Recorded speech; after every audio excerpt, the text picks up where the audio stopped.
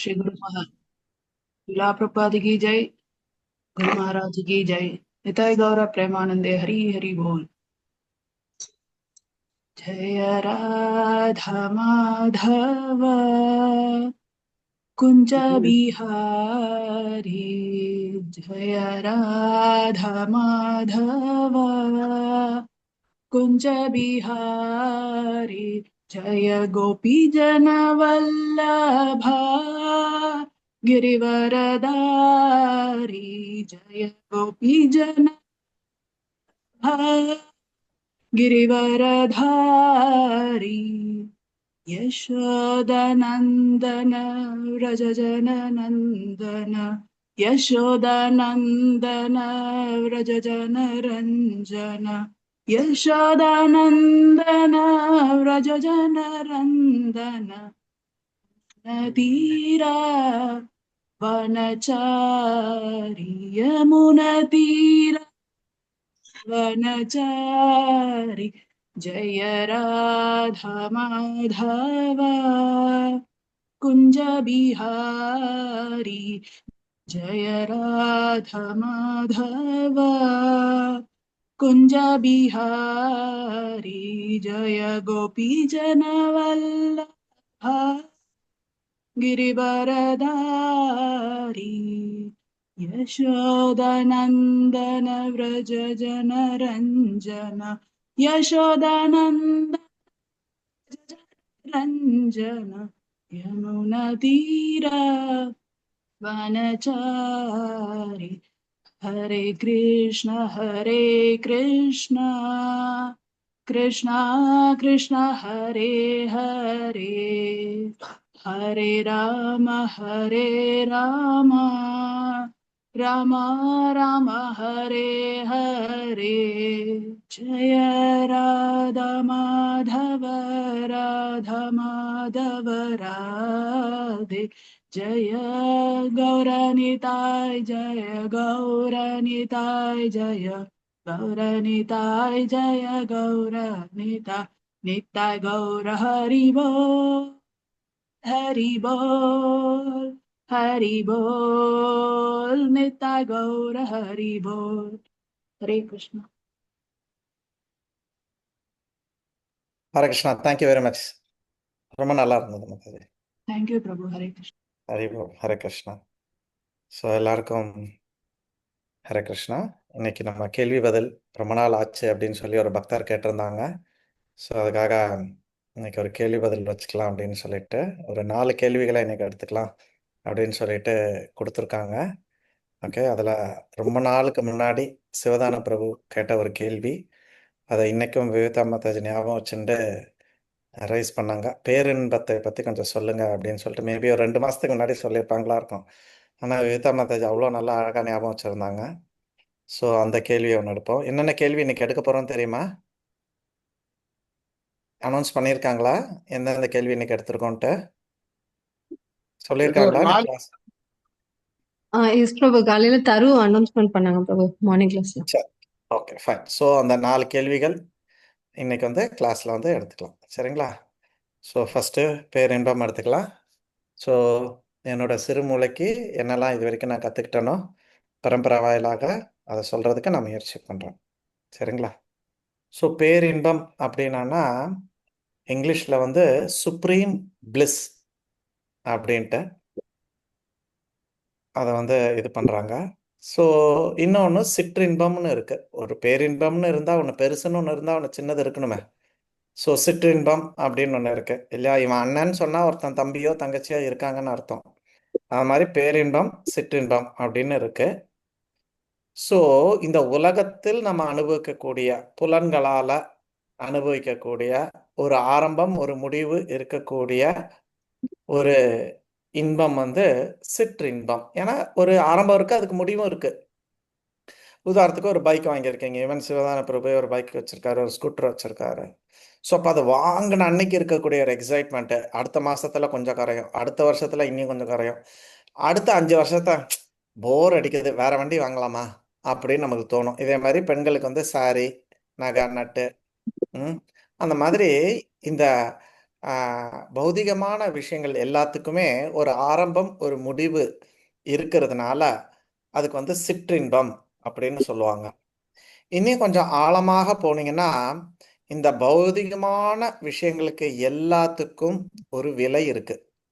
ஒரு விலை இருக்கு. அதுக்கு ஈக்குவலண்டா நீங்க துன்பப்பட்டாகணும். உதாரணத்துக்கு ஒரு டாக்டரே எடுத்துக்கோங்களேன். பெரிய மரியாதை தான். பட் அந்த மரியாதை அவன் வாங்குறதுக்கு முன்னாடி அவன் பட்ட பாடு எப்படி இருக்குன்னு யோசிச்சு பாருங்க. 8வது 9வதுல இருந்து அவனை டியூஷன் டியூஷன் டியூஷன் படிக்க வச்சு அதை எழுதி நீட் எழுதி அதை எழுதி அதுக்கப்புறம் எம்பிபிஎஸ் படிக்கும் போதும் it is not an easy thing. கரெக்டா இல்லையா? அப்பவும் கஷ்டப்பட்டு எல்லாம் முடிச்சு வெளியில வந்தா எம்பிபிஎஸ் எல்லாம் வச்சுட்டு நாக்கு கூட வலிக்க முடியாது. மினிமம் எம்டி இருக்கணும்ன்றாங்க. திருப்பி அடுத்ததுக்கு எம்டி அப்ளை பண்ணி அதுக்கு கிடைக்காம அதுக்கு ஒரு 2 வருஷம் பண்ணி கிட்டத்தட்ட அவனோட ஒரு நல்ல ஒரு யூத்தான ஒரு பருவம் ஃபுல்லா அவன் வந்து இழந்து தான் அந்த டாக்டர் அப்படின்ற ஒரு அந்தஸ்தை வந்து. ஸோ எவ்ரிதிங், ஈவன் நீங்கெல்லாம் லேடிஸ் நிறைய பேர் இருக்கீங்க. குழந்தை அம்மா அப்படின்ற ஒரு ஸ்தானம், ஊர் உலகத்துல ஒரு கௌரவம். இந்த அம்மாவா இருந்தா குழந்தை பிறக்கலன்னா ரொம்ப கஷ்டம் இல்லையா? ஸோ அந்த ஒரு ஸ்தானத்தை எடுக்கிறதுக்கு நீங்க எவ்வளவு கஷ்டப்படுறீங்க? குழந்தைய வயித்துல சுமக்கிறதா இருக்கட்டும், பெத்து எடுக்கிறதா இருக்கட்டும், அதுக்கப்புறம் வளர்க்குறதா இருக்கட்டும் இல்லையா? நம்ம சாப்பாடுல அப்பதான் கை வைப்பாங்க வனஜா மாதாஜி. குழந்தை வந்து அம்மா எனக்கு பாத்ரூம் போகணும்னு வரும். அது என்னதான் ஒரு காம்பினேஷனா உண்டா மாதாஜி உங்க வீட்டுல? நம்ம சாப்பிடும்போது தான் அவங்களுக்கு பாத்ரூம் போகணுன்ற ஒரு தோணல் வரும். எல்லா வீட்லயும் இந்த மாதிரி நடக்கும் பாத்தீங்கன்னா. அம்மா அப்பதான் கஷ்டப்பட்டு சமையலை பண்ணி வீடை பெருக்கி எடுத்து எல்லாரையும் குளிப்பாட்டி எடுத்து துணியை துவைச்சு காய போட்டு அக்காடான்னு சாப்பிட உட்காந்தானா குழந்தை அப்பதான் பாத்ரூம் போகணும். பட் இவ்வளோ கஷ்டத்தை அனுபவிக்கும் போதுதான் ஒரு குழந்தை கிட்ட இருந்து அம்மா, அப்புறம் நம்மளுக்கு ஒரு சமுதாயத்துல ஒரு அந்தஸ்து, இது எல்லாமே கிடைக்குது. ஸோ பௌதிகமா இருக்கக்கூடிய எல்லா விஷயத்துக்கும் பின்னாடி நம்ம அதுக்கு ஒரு விலையை கொடுக்குறோம். எப்படி ஒரு ஹோட்டலுக்கு போய் நீ என்ன வேணுமாலும் சாப்பிடலாம். பட் எவ்வளோ சாப்பிட்றியோ அதுக்கேற்ற ஒரு விலையும் கொடுக்கணும் இல்லையா? 500 1000 2000 அப்படின்னு நம்ம கொடுத்து தான் ஆகணும். அதே மாதிரி அது ஒரு முடிவுக்கு இருக்கு. அனுக்குள்ள கொஞ்சம் சவுண்ட் இல்லாம. ஸோ அதே மாதிரி அந்த இன்பமும் பார்த்தீங்கன்னா அந்த பொருளுக்கு ஏற்ற மாதிரி ஒரு லைஃப் டைம் இருக்கு. உதாரணத்துக்கு ஒரு விஷயம் சாப்பிட்றீங்க, அது எவ்வளோ நேரம் இருக்கும்? நாக்கில் ஒரு 1/2 மணி நேரம் 1 மணி நேரம் இருக்கும். அதுக்கப்புறம் வயித்துல அது கொஞ்சம் ஒரு 2 மணி நேரம் 3 மணி நேரம் இருக்கும். அதுக்கப்புறம் திருப்பி நம்மளுக்கு பசிக்குது, திருப்பி நம்ம நாக்கு வேற ஏதாவது தேடுறது. இந்த மாதிரி ஒரு ஒரு பொருளுக்கு ஏற்ற மாதிரி அதோட ஆயுட்காலமும் முன்ன பின்ன இருக்கிறது. இது சிற்றின்பம். ஸோ சிற்றின்பத்துல 3 நிலைகள்ல இருக்கு. ஒன்று புலன்களால, 2வது மனதால, 3வது புத்தியால, 4வது ஆத்மாவால நம்ம வந்து அனுபவிக்கலாம்.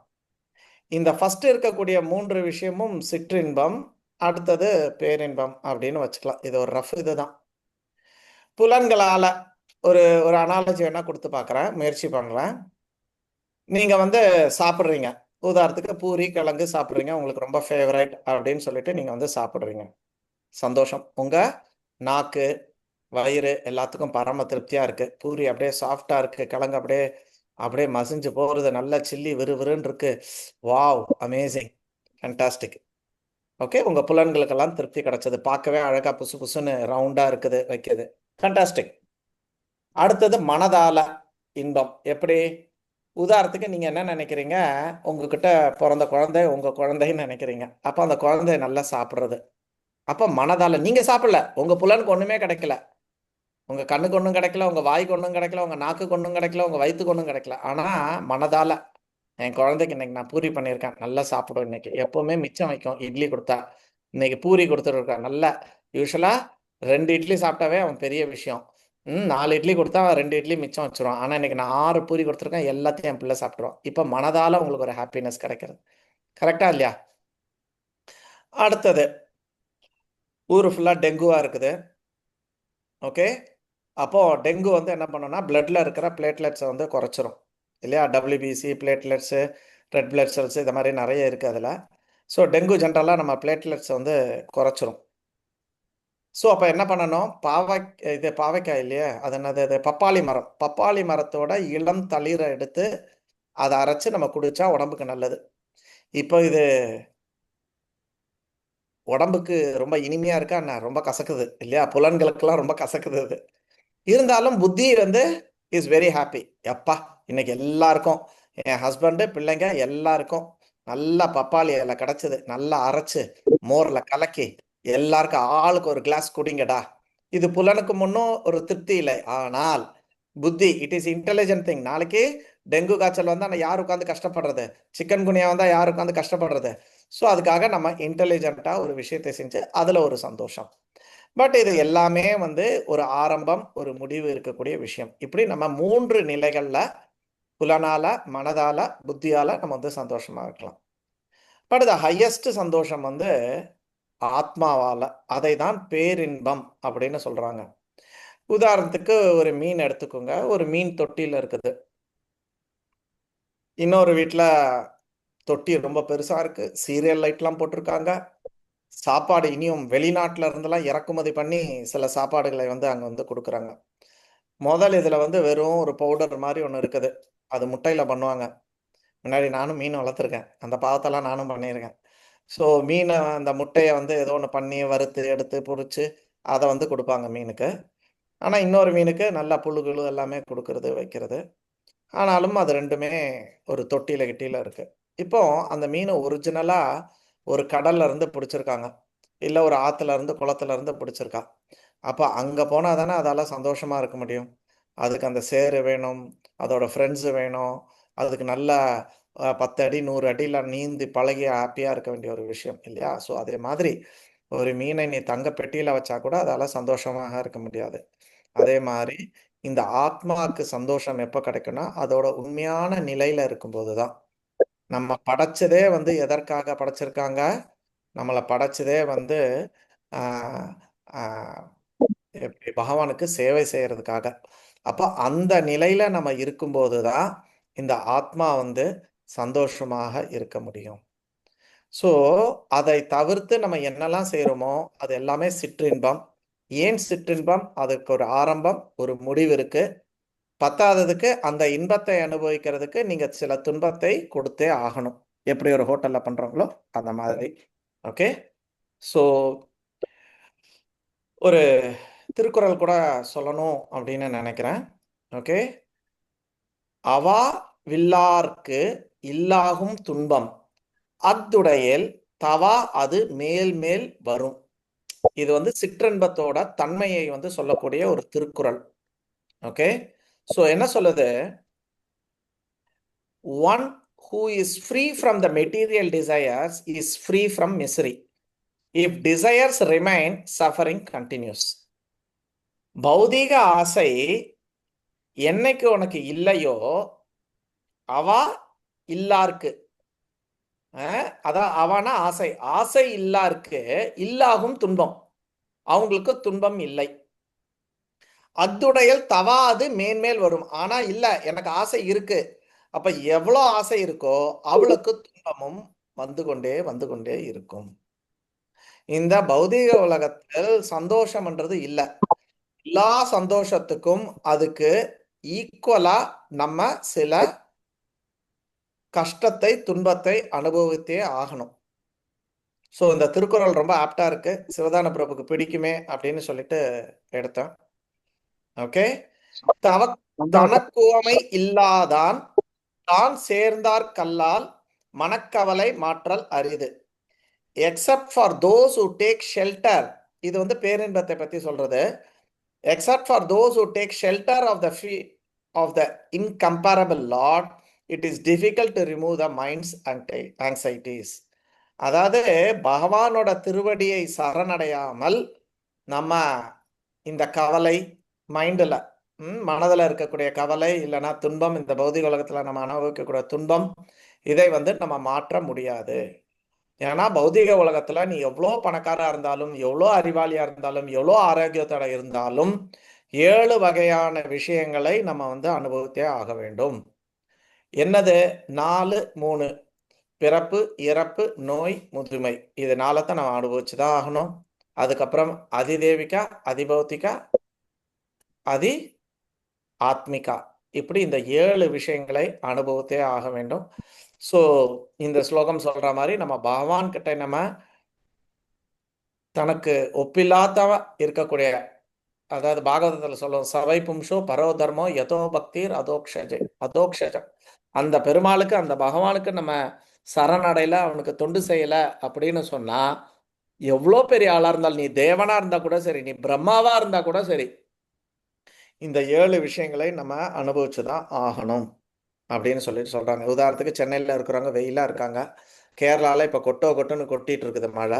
சென்னையில் இருக்கிறவங்க அசு புசுன்னு வெயில். எனக்கு தெரியல, சென்னை வெயிலா தானே இருக்கு இப்போ. மோகன மாதாஜி, சென்னை வரதராஜன் பிரபு, யா வெயில், யா தேங்க்யூ.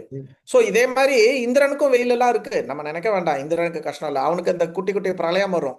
பிரளயம் வரும்போது எப்படி ஆகும்னா, 2 சூரியன் வந்து கீழே இருந்து பாதாள லோகத்துல இருந்து எல்லாத்தையும் சுட்டு எரிச்சு அப்படியே நம்ம பூமியெல்லாம் சுட்டு எரிச்சு போயிடும். அப்ப பாத்தீங்கன்னா இந்திரலோகம்லாம் அப்படியே தகன்னு இருக்கும். அவங்களால தாங்கவே முடியாது. எப்படி நம்ம இங்க தாங்க முடியாத பணக்காரங்களாம் எங்க போயிடுறாங்க, குல்லு மணாலி ஷிம்லான்னு போயிடுறாங்க இல்லையா? இல்லைன்னா ரொம்ப பைசா இருக்கிறவங்க லண்டன்ல போய் உட்காந்துக்கிறாங்க. ஸோ அதை மாதிரி என்ன பண்றாங்க, அவங்க வந்து மேல் உலகத்துக்கு போய் கொஞ்ச நேரம் இருந்துட்டு திருப்பி வருவாங்க கீழே. அதுக்கப்புறம் 200 வருஷங்கள் தொடர்ந்து மழை பெய்யும் ஃபுல்லா இந்த கீழே இருக்கிற எல்லா லோகத்துக்கும். அதுக்கப்புறம் அவங்க திருப்பி அவங்களோட லோகத்துக்கு வரும். ஸோ அந்த மாதிரி வெயில், மழை, இது எல்லாமே வந்து பிரம்மால இருந்து இந்திரகோபம் வரைக்கும், இந்திரகோபம்ன்றது ஒரு வைரஸ், அது வரைக்கும் எல்லாருக்குமே இந்த 7 விஷயங்களை அனுபவித்தே ஆகணும். ஸோ இது எல்லாமே இந்த விஷயத்துக்குள்ள இருக்கக்கூடிய அத்தனையும் என்ன சொல்றோம், சிற்றின்பம். ஒரு ஆரம்பம் முடிவு இருக்கிறதுனால சிற்றின்பம். பகவானோட திருவடியில தான் நம்மளுக்கு வந்து பேரின்பம் கிடைக்கும், எல்லையில்லாத இன்பம் அப்படின்னு சொல்லிட்டு. இன்னொரு விஷயம், ஒரு இன்ட்ரெஸ்டிங்கான விஷயம் கிடைச்சது. ஆக்சுவலி ஒரு எறும்புல இருந்து ஆரம்பிச்சு ஒரு சிங்கம், புலி, நீங்க, நான் எல்லாருமே இன்பத்தை தேடி போகிறோம், கரெக்டா? ஆனா பேசிக்கலாவே இன்பத்தை நம்ம தேட வேண்டிய அவசியமே கிடையாது. நம்மளே வந்து இன்பம். ஆக்சுவலி நம்ம வந்து சத்து சித்து ஆனந்தம். நம்ம ஆனந்தமயமானவர். நம்ம எப்படி ஒரு மீன் தன்னுடைய ஸ்திதியை விட்டு வெளியில வரும்போது துன்பப்படுறதுனால, அது தண்ணிக்குள்ள அதுக்கு பிரச்சனையே கிடையாது. அது அங்க வந்து சுனாமியே வந்தா கூட மீனுக்கு ஒரு பிரச்சனையும் கிடையாது, கரெக்டா இல்லையா? ஸோ அதே மாதிரி பேசிக்கலி நம்ம வந்து ஆனந்தமயமானவர். நம்ம ஸ்திதியில நம்ம எங்க இருக்கணுமோ அங்க இல்லாததுனால நம்ம ஒரு நிரானந்தமான ஒரு சூழ்நிலை இருந்துகிட்டு நம்ம வந்து இன்பத்தை தேடுகிறோம்.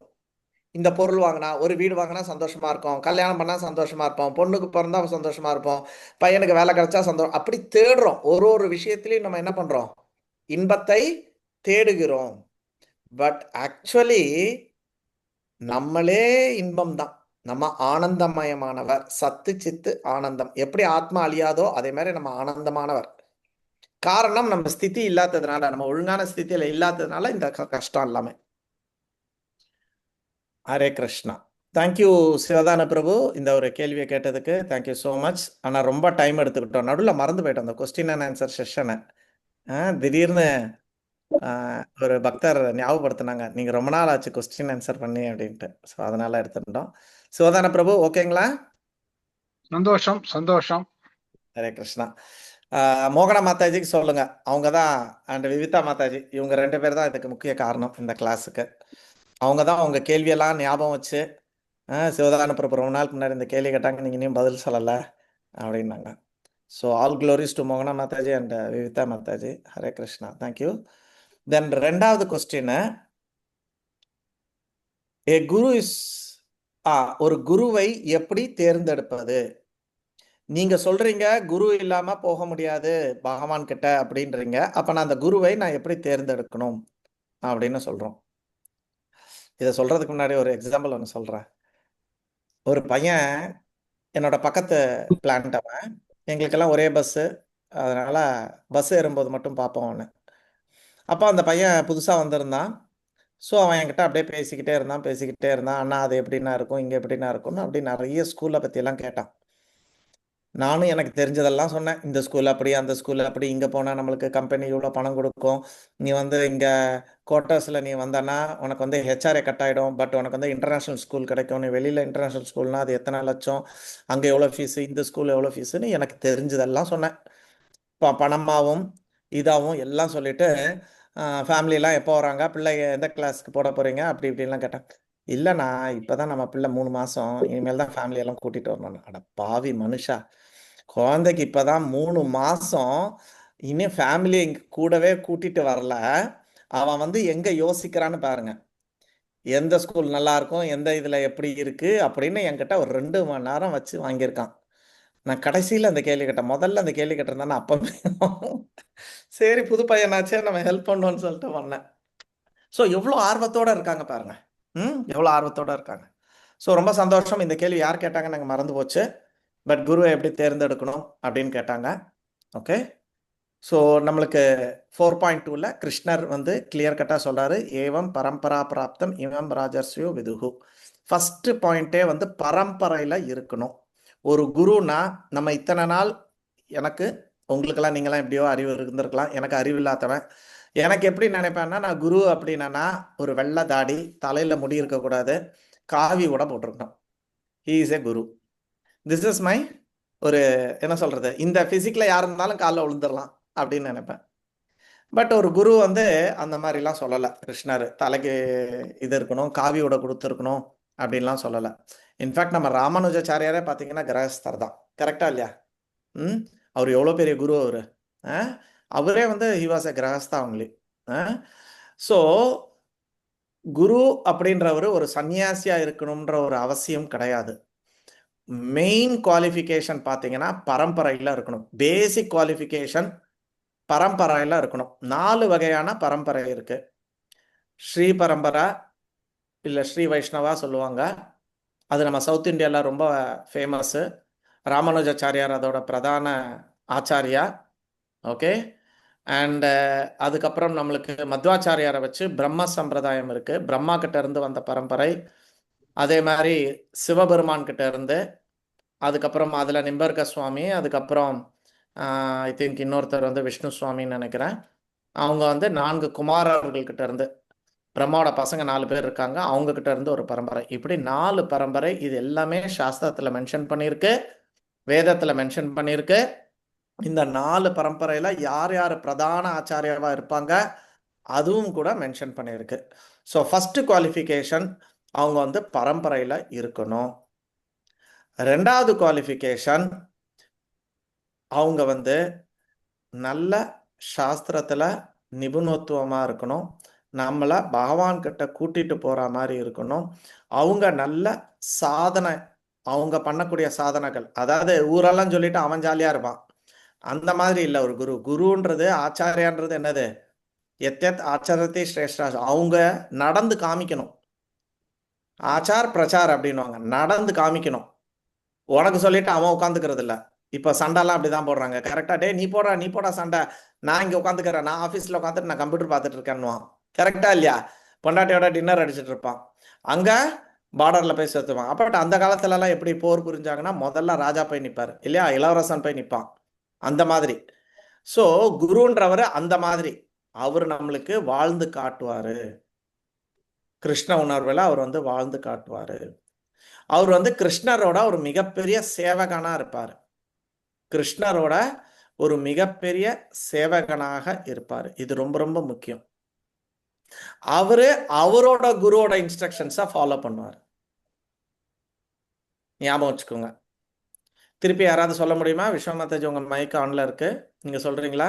நீங்க எழுதுறீங்க, so you can read your notes. பிரபு, ஹரே கிருஷ்ணா பிரபு. சொல்லுங்க. என்ன பிரபு, நான் குரு எப்படி இருக்கணும்னு சொல்றத பத்தி எஸ், இப்ப சொன்னது அப்படியே திருப்பி சொன்ன போதும். உங்க நோட்ஸ்ல இருந்து படிச்சாலும் ஓகே தான். குரு வந்து பிரபு பரம்பரையில இருக்கணும். பேசிக் குவாலிபிகேஷன் வந்து அதுதான் அவங்களோட இது அப்படின்னு சொல்லியிருக்கீங்க. 2வது வந்து அவங்க வந்து அவங்க வந்து செய்கைகள் எல்லாமே எங்களுக்கு ஒரு முன்னுதாரணமா இருக்கணும் அப்படின்னு நான் எடுத்துட்டேன். அப்ப அவங்க செய்யறத பார்த்துதானே பிரபு எங்களுக்கும் ஒரு மனதுல ஒரு எண்ணங்கள் வரும் இல்லையா, இந்த மாதிரி நாங்க வரணும் அப்படின்னு. அது வந்து நான் இந்த இடத்துல என்னோட குருவை சொல்லணும். நமக்கு எல்லா காலகட்டத்திலயும் ஒவ்வொரு குரு இருப்பாங்கல்ல பிரபு. இப்ப நாங்க சின்னதுல நம்ம அப்பாவே நமக்கு ஒரு குரு தான். அதுக்கு பிறகு நம்ம ஸ்கூலுக்கு போகும்போது ஒரு குரு வருவாங்க. அந்த மாதிரி எல்லா ஸ்டெப்லயும் ஒரு குரு வருவாங்க. இத்தனை ஸ்டேஜ கடந்து வந்ததுக்கு பிறகு எனக்கு வந்த குரு நான் செம்பக மாதாஜியை தான் எடுத்துட்டேன். இல்ல கண்டிப்பா பிரபு, நான் நிறைய Yes. வியந்து பார்த்திருக்கேன்.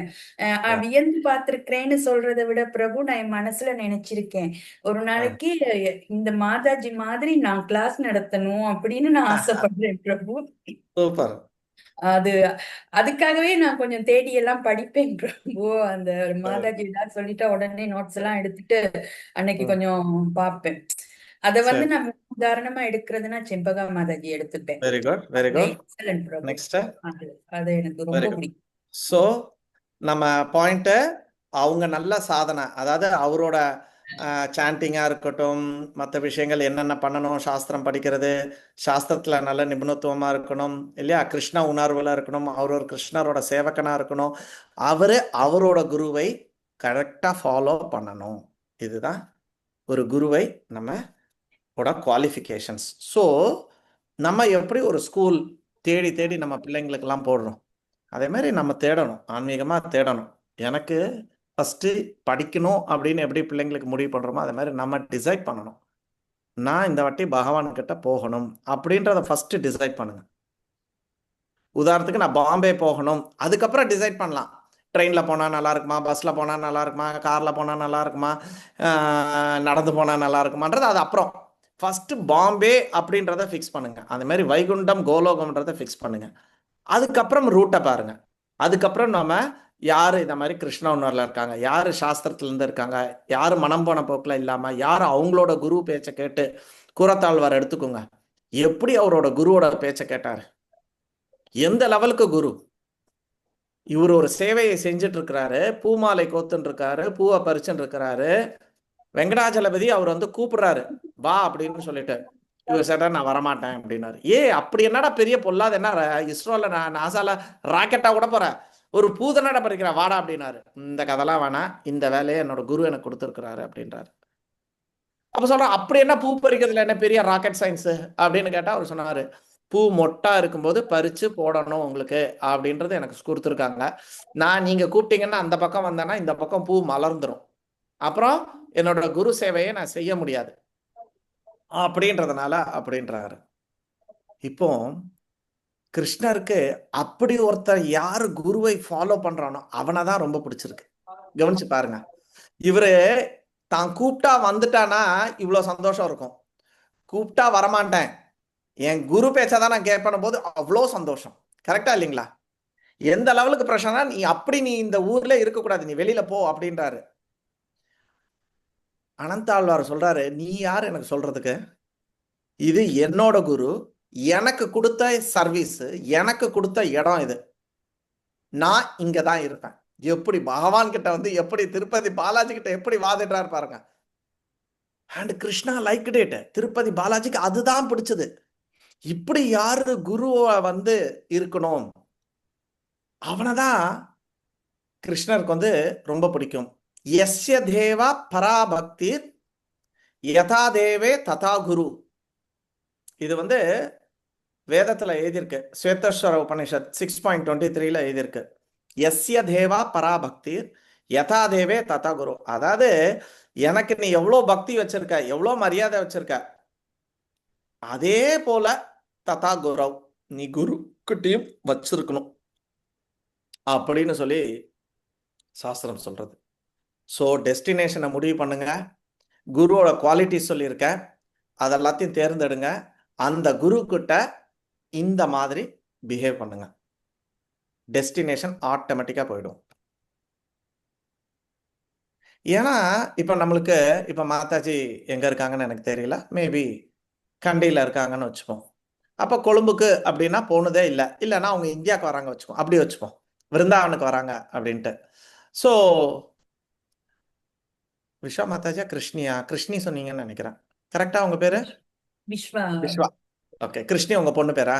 Okay okay. So Vishwa Mataji நம்ம எல்லாரோட பேச்செல்லாம் கேட்டுட்டு ஸ்ரீலங்கால இருந்து விருந்தாவன் வரணும்னு நினைக்கிறாங்க. அப்ப என்ன பண்ணணும்? அப்ப விருந்தாவனை பத்தி நல்லா தெரிஞ்ச, விருந்தாவனுக்கு போய் வந்த ஒரு பிரபுவையோ ஒரு மாதாஜியோ ஒரு ஃபேமிலியோ அவங்க பேச்சை கேட்டு இல்லை அவங்க கூட போயிட்டு வரணும். That is the easiest thing. அதே மாதிரி நம்ம நரகத்துக்கு கோடானு கோடி வாட்டி போயிட்டு வந்துட்டோம். எல்லா வாட்டியும் செத்து செத்து என்ன பண்றோம், மண்ணாகி புழுவாகி மரமாகி பூச்சியாகி பறவையாகி மிருகமாகி மனுஷனாகி நரகம் போகிறோம். திருப்பி புழுவாகி அந்த மாதிரி நம்ம போயிட்டு இருக்கோம். ஸோ நரகத்துக்கு கண்ணை மூடிட்டு மனம் போன போக்கில் போனால் நேராக நரகத்துக்கு போய் சேர்ந்துருவோம். அதுக்கு நம்மளுக்கு எந்த கைடன்ஸும் தேவையில்லை. ஏன்னா நம்ம நிறைய வாட்டி போயிட்டு வந்திருக்கோம். பட் வைகுண்டத்திலிருந்து வந்தது தான் ரொம்ப நாள் ஆகி போச்சு. ரொம்ப நாளுக்கு முன்னாடி நம்ம வந்து கீழே விழுந்துட்டோம், பல கோடி ஜென்மங்களுக்கு முன்னாடி. அப்போ இந்த மாதிரி பரம்பரையில் இருக்கக்கூடிய குருவால தான் அதற்கு வழிகாட்ட முடியும். ஓகே, இந்த கேள்வி யார் கேட்டாங்கன்னு தெரியல, நல்ல கேள்வி, தேங்க்யூ வெரி மச். இதில் வேற யாருக்காவது ஏதாவது தெரிஞ்சுக்கணும்னு ஆசை இருக்கா? நீ ஃபர்தரா நான் ஏதாவது விட்டுட்டேன்னா?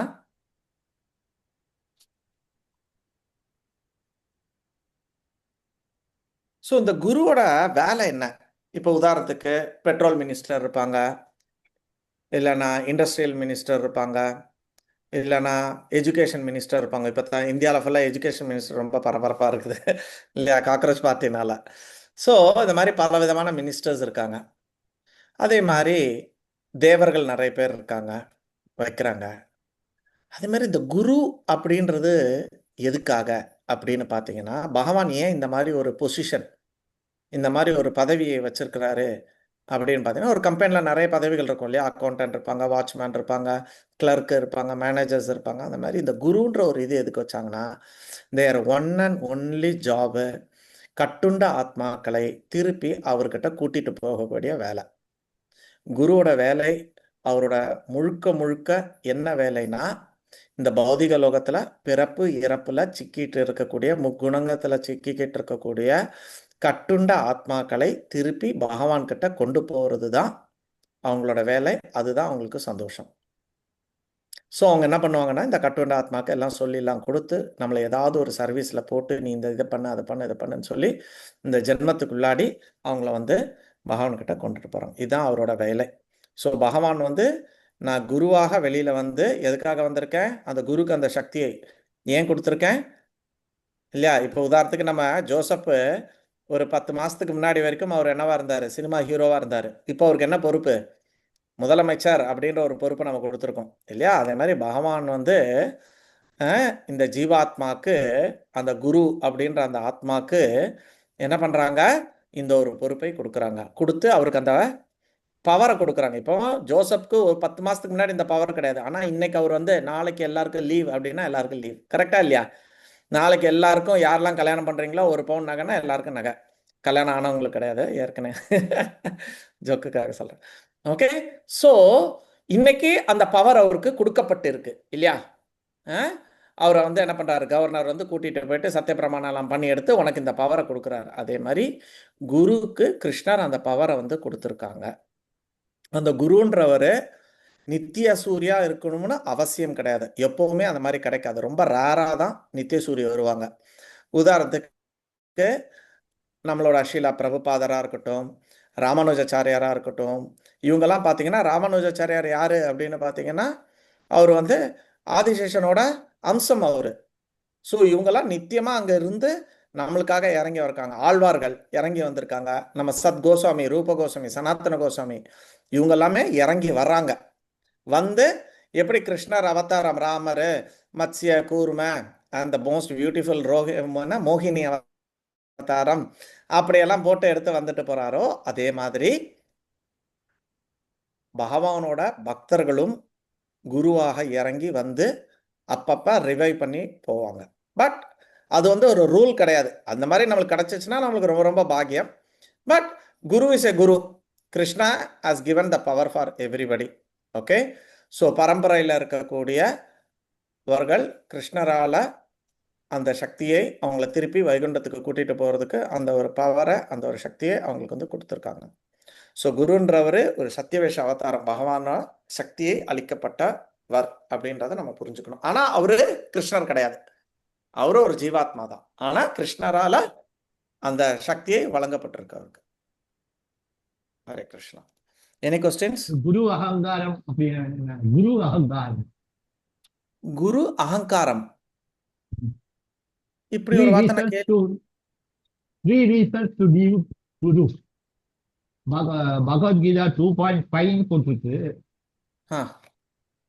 குரு அகங்காரம் அண்ட் ஃபர்ஸ்ட், செகண்ட் வந்து ரைட் அண்ட் ராங். ராங்கா போனா பண்ணலாம். மூணாவது சீன் பண்ணலாம். குரு சீன் பண்ணலாம், குருவை விட்டு போகலாம். Three reason to leave guru. Bhagavad Gita 3 reasons to leave the குருவா? ஆமா, okay okay 3 reasons to leave. Yes, அதுல ஒண்ணு நம்ம குருவா குருவை இருந்தாலும் வந்து விடக்கூட செய்யலாம். ஈவன் நீங்க ராமானுஜாச்சாரியாரே பாத்தீங்கன்னா அவரோட ஃபர்ஸ்ட் குருவை வந்து அவர் விட்டுருவாரு. ஏன்னா அவர் வந்து பாத்தீங்கன்னா என்ன சொல்லுவாரு அப்படின்னு பாத்தீங்கன்னா, ஒரு இடத்துல அதோட பேர் எனக்கு ஞாபகம் இல்லை எக்ஸாக்ட்லி, அந்த சான்ஸ்கிரிட் வேர்ஸ் அதுக்கு வந்து டிரான்ஸ்லேட் பண்ணுவாங்க. எப்படி டிரான்ஸ்லேட் பண்ணுவார்னா, பகவானோட முகம் வந்து குரங்கோட பின்பகுதி மாதிரி இருக்கு அப்படின்ட்டு டிரான்ஸ்லேஷன் பண்ணுவாங்க. கேட்டால் இப்படி தான் எழுதியிருக்குது அப்படின்வாங்க. ஆக்சுவலி அது தாமரையை குறிக்கும். ஆனால் ஒரு தப்பா இதை மாதிரி சொல்லி கொடுத்துட்டு இருப்பாரு. அப்போ அழுவார், ராமானுஜாச்சாரியார் அழுவார், இந்த மாதிரி இருக்காங்களேன்னு சொல்லிட்டு. ஓகே, ஸோ ராமானுஜாச்சாருக்கு பார்த்தீங்கன்னா 2-3 குரு இருக்காங்க. ஓகே, ஸோ யாரு கிருஷ்ண உணர்வுல இல்லை, அப்புறம் அவரோட தன்னிலையிலிருந்து இல்லாமல் ரொம்ப அபாமினபிள் என்னம்மா சுக்ராச்சாரியார், அவரை கூட பார்த்தீங்கன்னா பலி மகாராஜ் வந்து மீறுவார். வந்திருக்கிறது விஷ்ணுடா, நீ வந்து ஏமாந்துராத, அவன் நெஞ்சில இருந்து பாரு, அவன் வந்து அந்த புலித்தோலை போட்டு மூடி இருக்கான், ஆனா அவன் நெஞ்சில எவ்வளவு பிரகாசமா இருக்கு, அங்க மகாலட்சுமி இருக்கா, இவன் சின்ன பையன் மாதிரி வரான், பிராமணன் மாதிரி வரான், ஆனா இவன் விஷ்ணு, நீ அவனுக்கு வாக்கு கொடுக்காத அப்படின்னு சொல்லி சுக்ராச்சாரியார் யாருன்னா அசுரர்களுக்கு குரு. ஸோ பலி மகாராஜ் அசுரன்றதுனால அவரை தான் குருவா வச்சுப்பாரு. ஆனா குரு நோ சொல்லுவாரு. ஆனா பலி மகாராஜ் அப்ப ரிஜெக்ட் பண்ணுவார். ஸோ யாரு குரு வந்து கிருஷ்ண உணர்வு இல்லாமல் அதே மாதிரி செய்யக்கூடியாத, உதாரணத்துக்கு நம்ம ஒரு சிஷ்யனா இருந்தா கூட 4 விஷயங்கள் செய்யக்கூடாது இல்லையா? மனைவி அல்லாத மற்றவர்களோட உறவு வச்சுக்க கூடாது, மதுபானம் அந்த போன்ற விஷயங்கள்லாம், சிகரெட்டு, பீடி, தம்பாக்கு இதெல்லாம் எடுக்கக்கூடாது, டீ காபி சாராயம் இதெல்லாம் எடுக்கக்கூடாது, மீன் முட்டை இந்த மாதிரி வெங்காயம் பூண்டு இந்த மாதிரி விஷயங்கள் எடுக்கக்கூடாது. அது மாதிரி சில நிறைய ரூல்ஸ் அண்ட் ரெகுலேஷன்ஸ் இருக்கு இல்லையா? ஸோ அந்த விஷயத்துல இருந்தெல்லாம் தவறிடுறாங்களோ, அந்த மாதிரி விஷயங்களை தவறுனா பகவானுக்கு சரியான போதனைகள் கொடுக்காம எடுத்து அந்த மாதிரி இருந்தாங்கன்னா அப்போ வந்து நம்ம வந்து ரிஜெக்ட் பண்ணலாம். ஓகே, முதல்ல நம்ம எடுப்போம், நம்ம எதுக்கு ரிஜெக்ஷன் பத்தி பார்க்கணும். ரிஜெக்ஷன் நம்ம தெரிஞ்சுக்கலாம். குட். வேற ஏதாவது கேள்விகள் இருக்கா?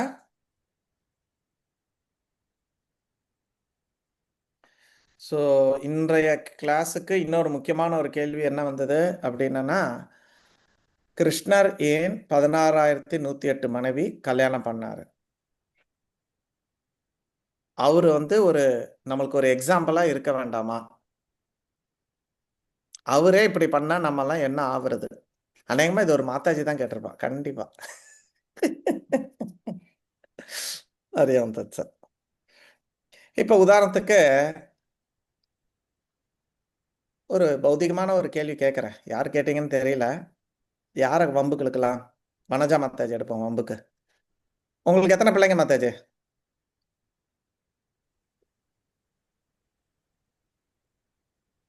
ஹரே கிருஷ்ணா பிரபு. 2 பசங்க, 2 ஆம்பளை பசங்க. என்ன படிக்கிறாங்க? காலேஜ் படிச்சிட்டு இருக்காங்க. எம்காம் படிச்சிட்டு இருக்காரு பெரியவர், சின்னவர் பிகாம் ஃபைனல் நீங்கள இயர். பார்த்தாவே காலேஜ் பொண்ணு மாதிரி இருக்கீங்க. நான் இவ்வளவு பெருசுலாம் சத்தியமா எதிர்பார்க்கல. ஓகே, இப்போ உங்க பசங்க, நீங்க வந்து Abdul Kalam, you know he is a great personality, fantastic person. இப்போ அவரை மாதிரி படிக்கிறதுக்கோ இல்ல அவரை மாதிரி இனிமையா இருக்கிறதுக்கோ எளிமையா இருக்கிறதுக்கோ தட் இஸ் ஆல் ஃபைன். ஆனா அவரை மாதிரி ஹேர் ஸ்டைல் வைக்கணும்னு என்னைக்காவது உங்க பையன்கிட்ட சொல்லுவீங்களா? நல்லா பெருசா வைடானா, கொஞ்சம் முடி வளர்ந்த வெட்டா போய் முடிய வெட்டிட்டாதீங்க, தலையை பார்த்தாவே எனக்கு எரிச்சலா இருக்குது, போய் முடிய வெட்டிட்டோம் போ அப்படின்னு தானே சொல்லுவோம். ஏன் அப்துல் கலாம் நல்லா பெருசா முடி வச்சிருக்காரு, நீயும் வச்சுக்கடான்னு என்னைக்காவது எந்த அம்மாவது சொல்லுவாளா? எந்த அம்மாவும் சொல்ல மாட்டான். கரெக்டா? ஸோ நம்ம யார்கிட்ட என்ன எடுக்கணும் அப்படின்றது ஒரு முறை இருக்கு. இது ஃபர்ஸ்ட் பாயிண்ட். கிருஷ்ணர் 16,100 கட்டினாரு, செர்ரா கட்டினாரா, நீ கூட கட்டிக்கூடா. ஒரு கோவர்தன் மலையை தூக்குவானா? 20 கிலோ அரிசிய ஒரு 20 மீட்டர் நடத்தி தூக்கிட்டு போக மாட்டான். கரெக்டா இல்லையா? அவனால தூக்க மாட்டான். ஆனா கோவர்தன் மலையை யோசிக்க மாட்டான். காளிங்கன் மலை போய் ட்ரெஸ் எப்படி டான்ஸ் ஆடினாரு, பண்ண வேண்டியது தானே? ஒரு கருணாக பாம்பை கையில வச்சுட்டு ஒரு டான்ஸ் ஆட வேண்டியது தானே? முடியாது.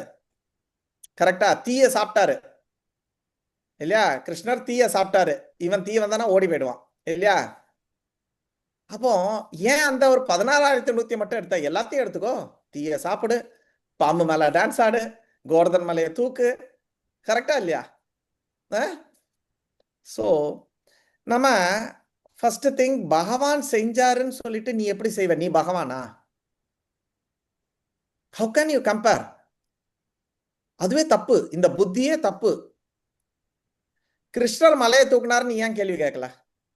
கிருஷ்ணர் தீயத்தினார், நான் கொஞ்சம் தின்னு பார்க்கட்டுமான்னு ஏன் கேட்கல? கிருஷ்ணர் பொண்டாட்டி இத்தனை வச்சாரு, நான் வச்சுக்கிட்டுமா அப்படின்னு மட்டும் ஏன் கேட்கிற? எனக்கு இந்த பாட்டு தான் ஞாபகம் வருது. என்னது? சொல்லு மாமா, சொல்லு மாமா, அதோட லிரிக் பாத்தீங்கன்னா நல்லா இருக்கும், ரொம்ப பொருத்தமா இருக்கும். எல்லாமே தொடப்பக்கட்டை தாண்டா அப்படின்றவாங்க ஆம்பளைங்களெல்லாம். ஆம்பளை புத்தி தொடப்பக்கட்டை அப்படின்றோம் இல்லையா? So this is not the right way to think. நம்ம வந்து பகவானோட கம்பேரே பண்ணக்கூடாது. அண்ட் பகவானு அவர் செஞ்சதெல்லாம் நீ செய்யணும்னு அவசியமே கிடையாது. அவர் சொன்னதை தான் நீ செய்யணும். இப்போ உதாரணத்துக்கு வரதராஜன் பிரபு என் ஸ்கூலோட டீச்சர். அவரு டெய்லி பைக்ல வராரு. நான் என்ன பண்ணணும்? வரதராஜன் பிரபு மேக்ஸ் சொல்லி கொடுத்தா இல்ல இங்கிலீஷ் சொல்லி கொடுத்தா அதை தான் கத்துக்கணுமா ஒழிய, வரதராஜன் பிரபு பைக்ல வராரு, அப்ப நானும் ஸ்கூலுக்கு பைக்ல தான் போவேன் அப்படின்னு சொன்னா கரெக்டா? இது சரியா? So we should follow the instruction of Krishna, not imitate Krishna. எதை ஃபாலோ பண்ணணும் அப்படின்றதுக்கு எல்லாத்தையுமே ஃபாலோ பண்ணக்கூடாது. அவர் பகவானா இருந்து அவரோட பொசிஷனுக்கு அவர் சில விஷயங்களே செய்வாரு. நான் போயிட்டு வரதராஜன் பிரபு திருப்பி எடுப்போம், நீங்க எக்ஸாம் எழுதல, அப்ப நான் மட்டும் ஏன் எக்ஸாம் எழுதணும்? எப்படி சொல்ல முடியும்? அவரு டீச்சரு, நான் ஸ்டூடெண்ட். கரெக்டா இல்லையா? டீச்சர் நீங்களே எக்ஸாம் எழுதலன்னா அப்புறம் நான் எதுக்கு டீச்சர் எழுதணும் எக்ஸாம் அப்படின்னு சொல்லக்கூடாது. நீங்களும் உட்காந்து என் கூட உட்காந்து எழுதுன்னு சொல்லக்கூடாது. அதே மாதிரி பகவான் வேற, நம்ம வேற. நம்ம அணு, அவரு விபு. இது ஃபர்ஸ்ட் பாயிண்ட் நம்ம ஞாபகம் வச்சுக்கணும்.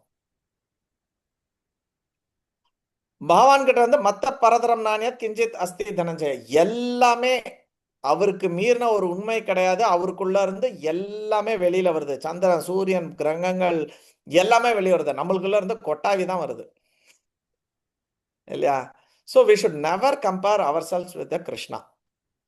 அதே மாதிரி நீ ஒன் புத்தியை வச்சு அவரை பார்க்குற, நம்மளுக்கு ஒரு 2 பொண்டாட்டி இருந்தா நல்லா இருக்குமே அப்படின்ற மாதிரி ஒன் புத்தியை வைத்து நீ அதை வந்து பார்க்குற. பகவான் 16,108 கட்டினாலும் நீ 1 கட்டினாலும் 2த்துக்கும் வித்தியாசம் இருக்கு. நீ ஒரு பொண்டாட்டியோ ஒரு மனைவியோ நீ கட்டியிருந்தா கூட அதுல காமம் இருக்கு. பகவான் 16,108 கட்டினா கூட அதுல எந்த விதமான காமமும் கிடையாது. ஏன்னா பகவான் வந்து ஆத்மா ராமா. அவர் இந்த 16,108 கட்டுறாரு அப்படின்னு சொன்னா அவரோட சந்தோஷத்துக்காக அவர் பண்ணல. அந்த ராணிமார்கள், அந்த இளவரசிகள் கேட்டுண்டாங்க, ஒரு அசுரன் எங்களை இத்தனை வருஷமா நாங்க கன்னி பெண்கள் எங்களை வந்து இப்படி வச்சுக்கிட்டானா எந்த பையன் வந்து கட்டுவான்? அது ஒரு அசுரன். உதாரணத்துக்கு ஜஸ்ட் இமேஜின் பண்ணி பாருங்க, நம்ம வந்து ஒரு 17-18 வயசு பொண்ணு, நான் ரொம்ப அசிங்கமா இருப்பேன், இருந்தாலும் என்ன ஒரு அரசியல்வாதி கடத்திட்டு போயிட்டான். கடத்திட்டு போயிட்டு 1 வருஷம் 2 வருஷம் கழிச்சு என்னை வந்து போலீஸ்காரன் வந்து காப்பாத்திட்டாங்க. இப்போ எத்தனை பேர் என்னை கல்யாணம் பண்றதுக்கு விரும்புவாங்கன்னு நினைக்கிறீங்க? இல்லையா? ரொம்ப கஷ்டம். சும்மா இருந்து கல்யாணம் பண்ணி கொடுக்கறதுக்குள்ளேயே நம்மலாம் ரொம்ப கஷ்டப்பட்டுடுறோம் இல்லையா? ஸோ அப்போ யோசிச்சு பாருங்க. அப்போ அந்த காலத்தில் அதுவும் இது வந்து எப்போ அந்த பத்தினி கித்தினி எல்லாம் ரொம்ப ஸ்ட்ராங்காக இருக்கக்கூடிய ஒரு பீரியட். இப்போல்லாம் கொஞ்சம் லூஸ் ஆயிடுச்சு. Living relationship, one time relationship, situation relationship, என்னென்னமோ வந்துடுச்சு இப்போல்லாம். இதெல்லாம் இல்லாத அந்த யுகத்தில் இப்படி ஒரு அசுரன் வந்து இவங்களெல்லாம் கடத்தி வச்சிருந்தா யார் அவங்க வந்து கல்யாணம் பண்ணுவாங்க? இப்போ நான் திருப்பி எங்கள் ஊருக்கு போனால் கூட எங்களுக்கு மரியாதை இருக்காது, எங்களை கல்யாணம் பண்ண முடியாது, நாங்கள் வந்து எங்கள் அப்பா அம்மாவுக்கு ரொம்ப சங்கடத்தை தான் கொடுப்போம் அப்படின்னு அவங்க வந்து கேட்டுக்கிறாங்க. அப்போ பகவான் சொல்றாரு ஓகே. அண்ட் அகெயின் நீங்க பாருங்க, இந்த இடத்துல பகவான் 16,108 16,108 வந்து எக்ஸ்பேண்ட் ஆகிறாரு. ஒரே ஆளு வாடகை காலையில நீ ஆகஸ்ட் 1ஆம் தேதி நீனு, ஆகஸ்ட் 2ஆம் தேதி உன்னைய கல்யாணம் பண்றான், ஆகஸ்ட் 3ஆம் தேதி உன்னைய கல்யாணம் பண்றான், காலையில இந்த கல்யாணம், மத்தியானம் அந்த கல்யாணம், நைட்டு மீல்ஸ் மாதிரி சாப்பிடல அவர் பொண்ணுங்களை. he expanded. அவருக்கு அந்த பவர் இருந்தது. he expanded as 16,108 எக்ஸ்பாண்ட் ஆகி ஒருத்தரும் ஒரு பொண்ணை கல்யாணம் பண்ணாங்க. ஒருத்தர் தான் ஒருத்தரை கல்யாணம் பண்ணாங்க. அதை புரிஞ்சுக்கோங்க. கிருஷ்ணா எக்ஸ்பேண்டட் as உன்னால முடிஞ்சா நீ கூட எக்ஸ்பேண்ட் பண்ணிக்கப்பா. ஸோ அவர் முதல்ல பகவான் நம்ம இமிட்டேட் பண்ணக்கூடாது. ரெண்டாவது, அவர் இத்தனை கல்யாணம் பண்ணாலும் அவர் வந்து காமத்தினால பண்ணலை. இப்போ உதாரணத்துக்கு நீங்க நூடுல்ஸ் பண்றீங்க,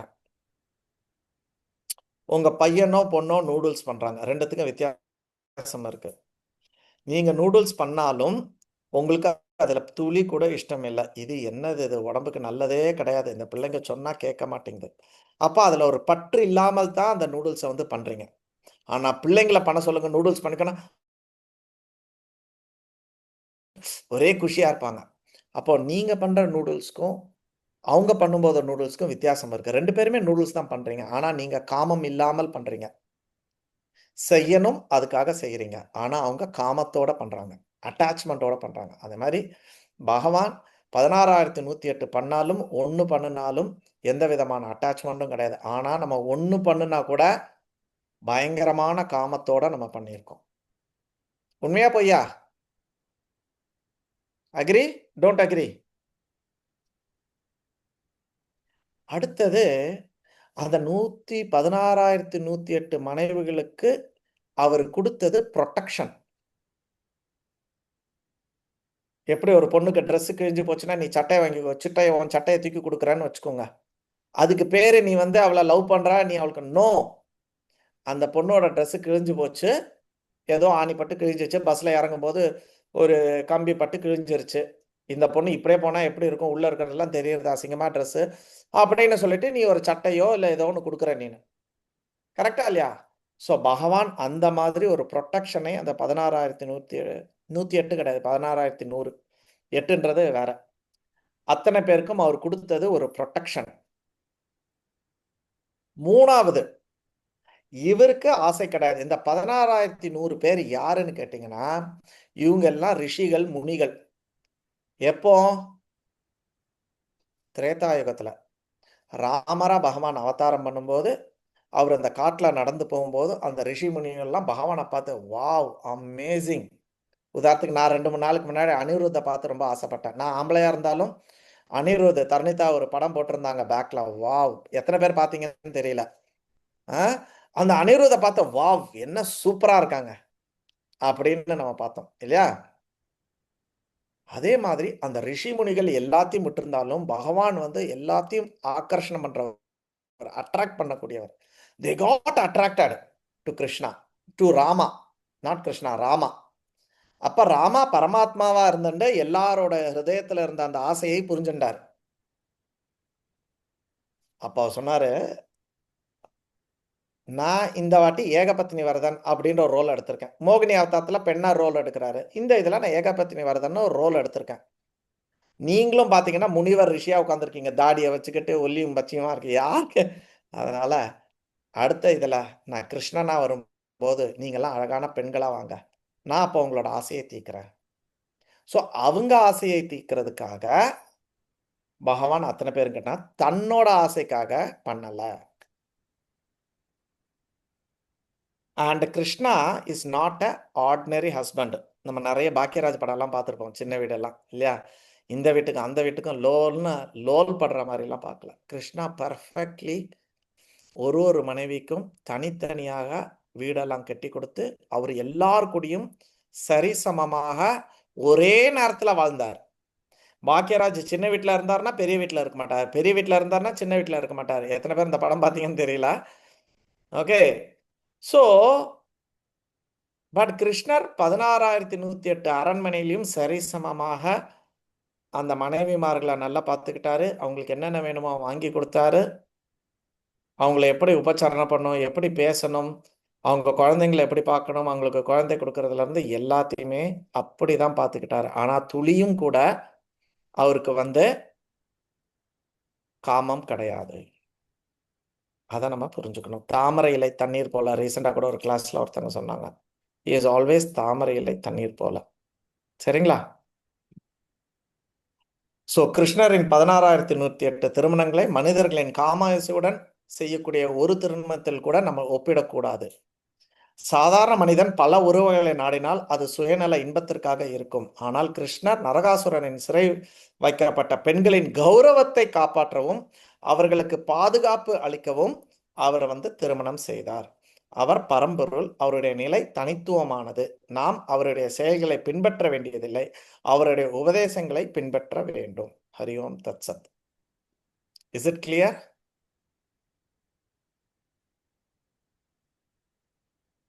ஓகேங்களா? அடுத்த கேள்விக்கு போலாமா? கடைசி கேள்வி என்னோடது. இது ரொம்ப டெக்னிக்கலான ஒரு கேள்வி கேட்டிருக்காங்க. நான் அந்த கேள்வி அப்படியே படிக்கிறேன். நமது விதி, இங்கிலீஷ்ல டெஸ்டினி, நமது விதி ஏற்கனவே தீர்மானிக்கப்பட்டது என்றால் அதில் செய்யும் நமது பக்தியும் அடங்குமா? இதுதான் கேள்வி. எல்லாம் நம்ம விதிப்படி தான் நடக்குது அப்படின்னா, அப்ப விதிப்படி நம்மளுக்கு பக்தி பண்ணணும்னு இருந்தா பண்ணிட்டு போறேன், விதிப்படி எனக்கு குரு கிடைக்கணும்னா கிடைக்கட்டும் அப்படின்னு இருக்கலாமா, அப்படின்னு எடுத்துக்கலாமா அப்படின்றதுதான் கேள்வி. நல்லா இருக்குல்ல அந்த கேள்வி? வித்தியாசமா கேட்டிருக்காங்கல்ல.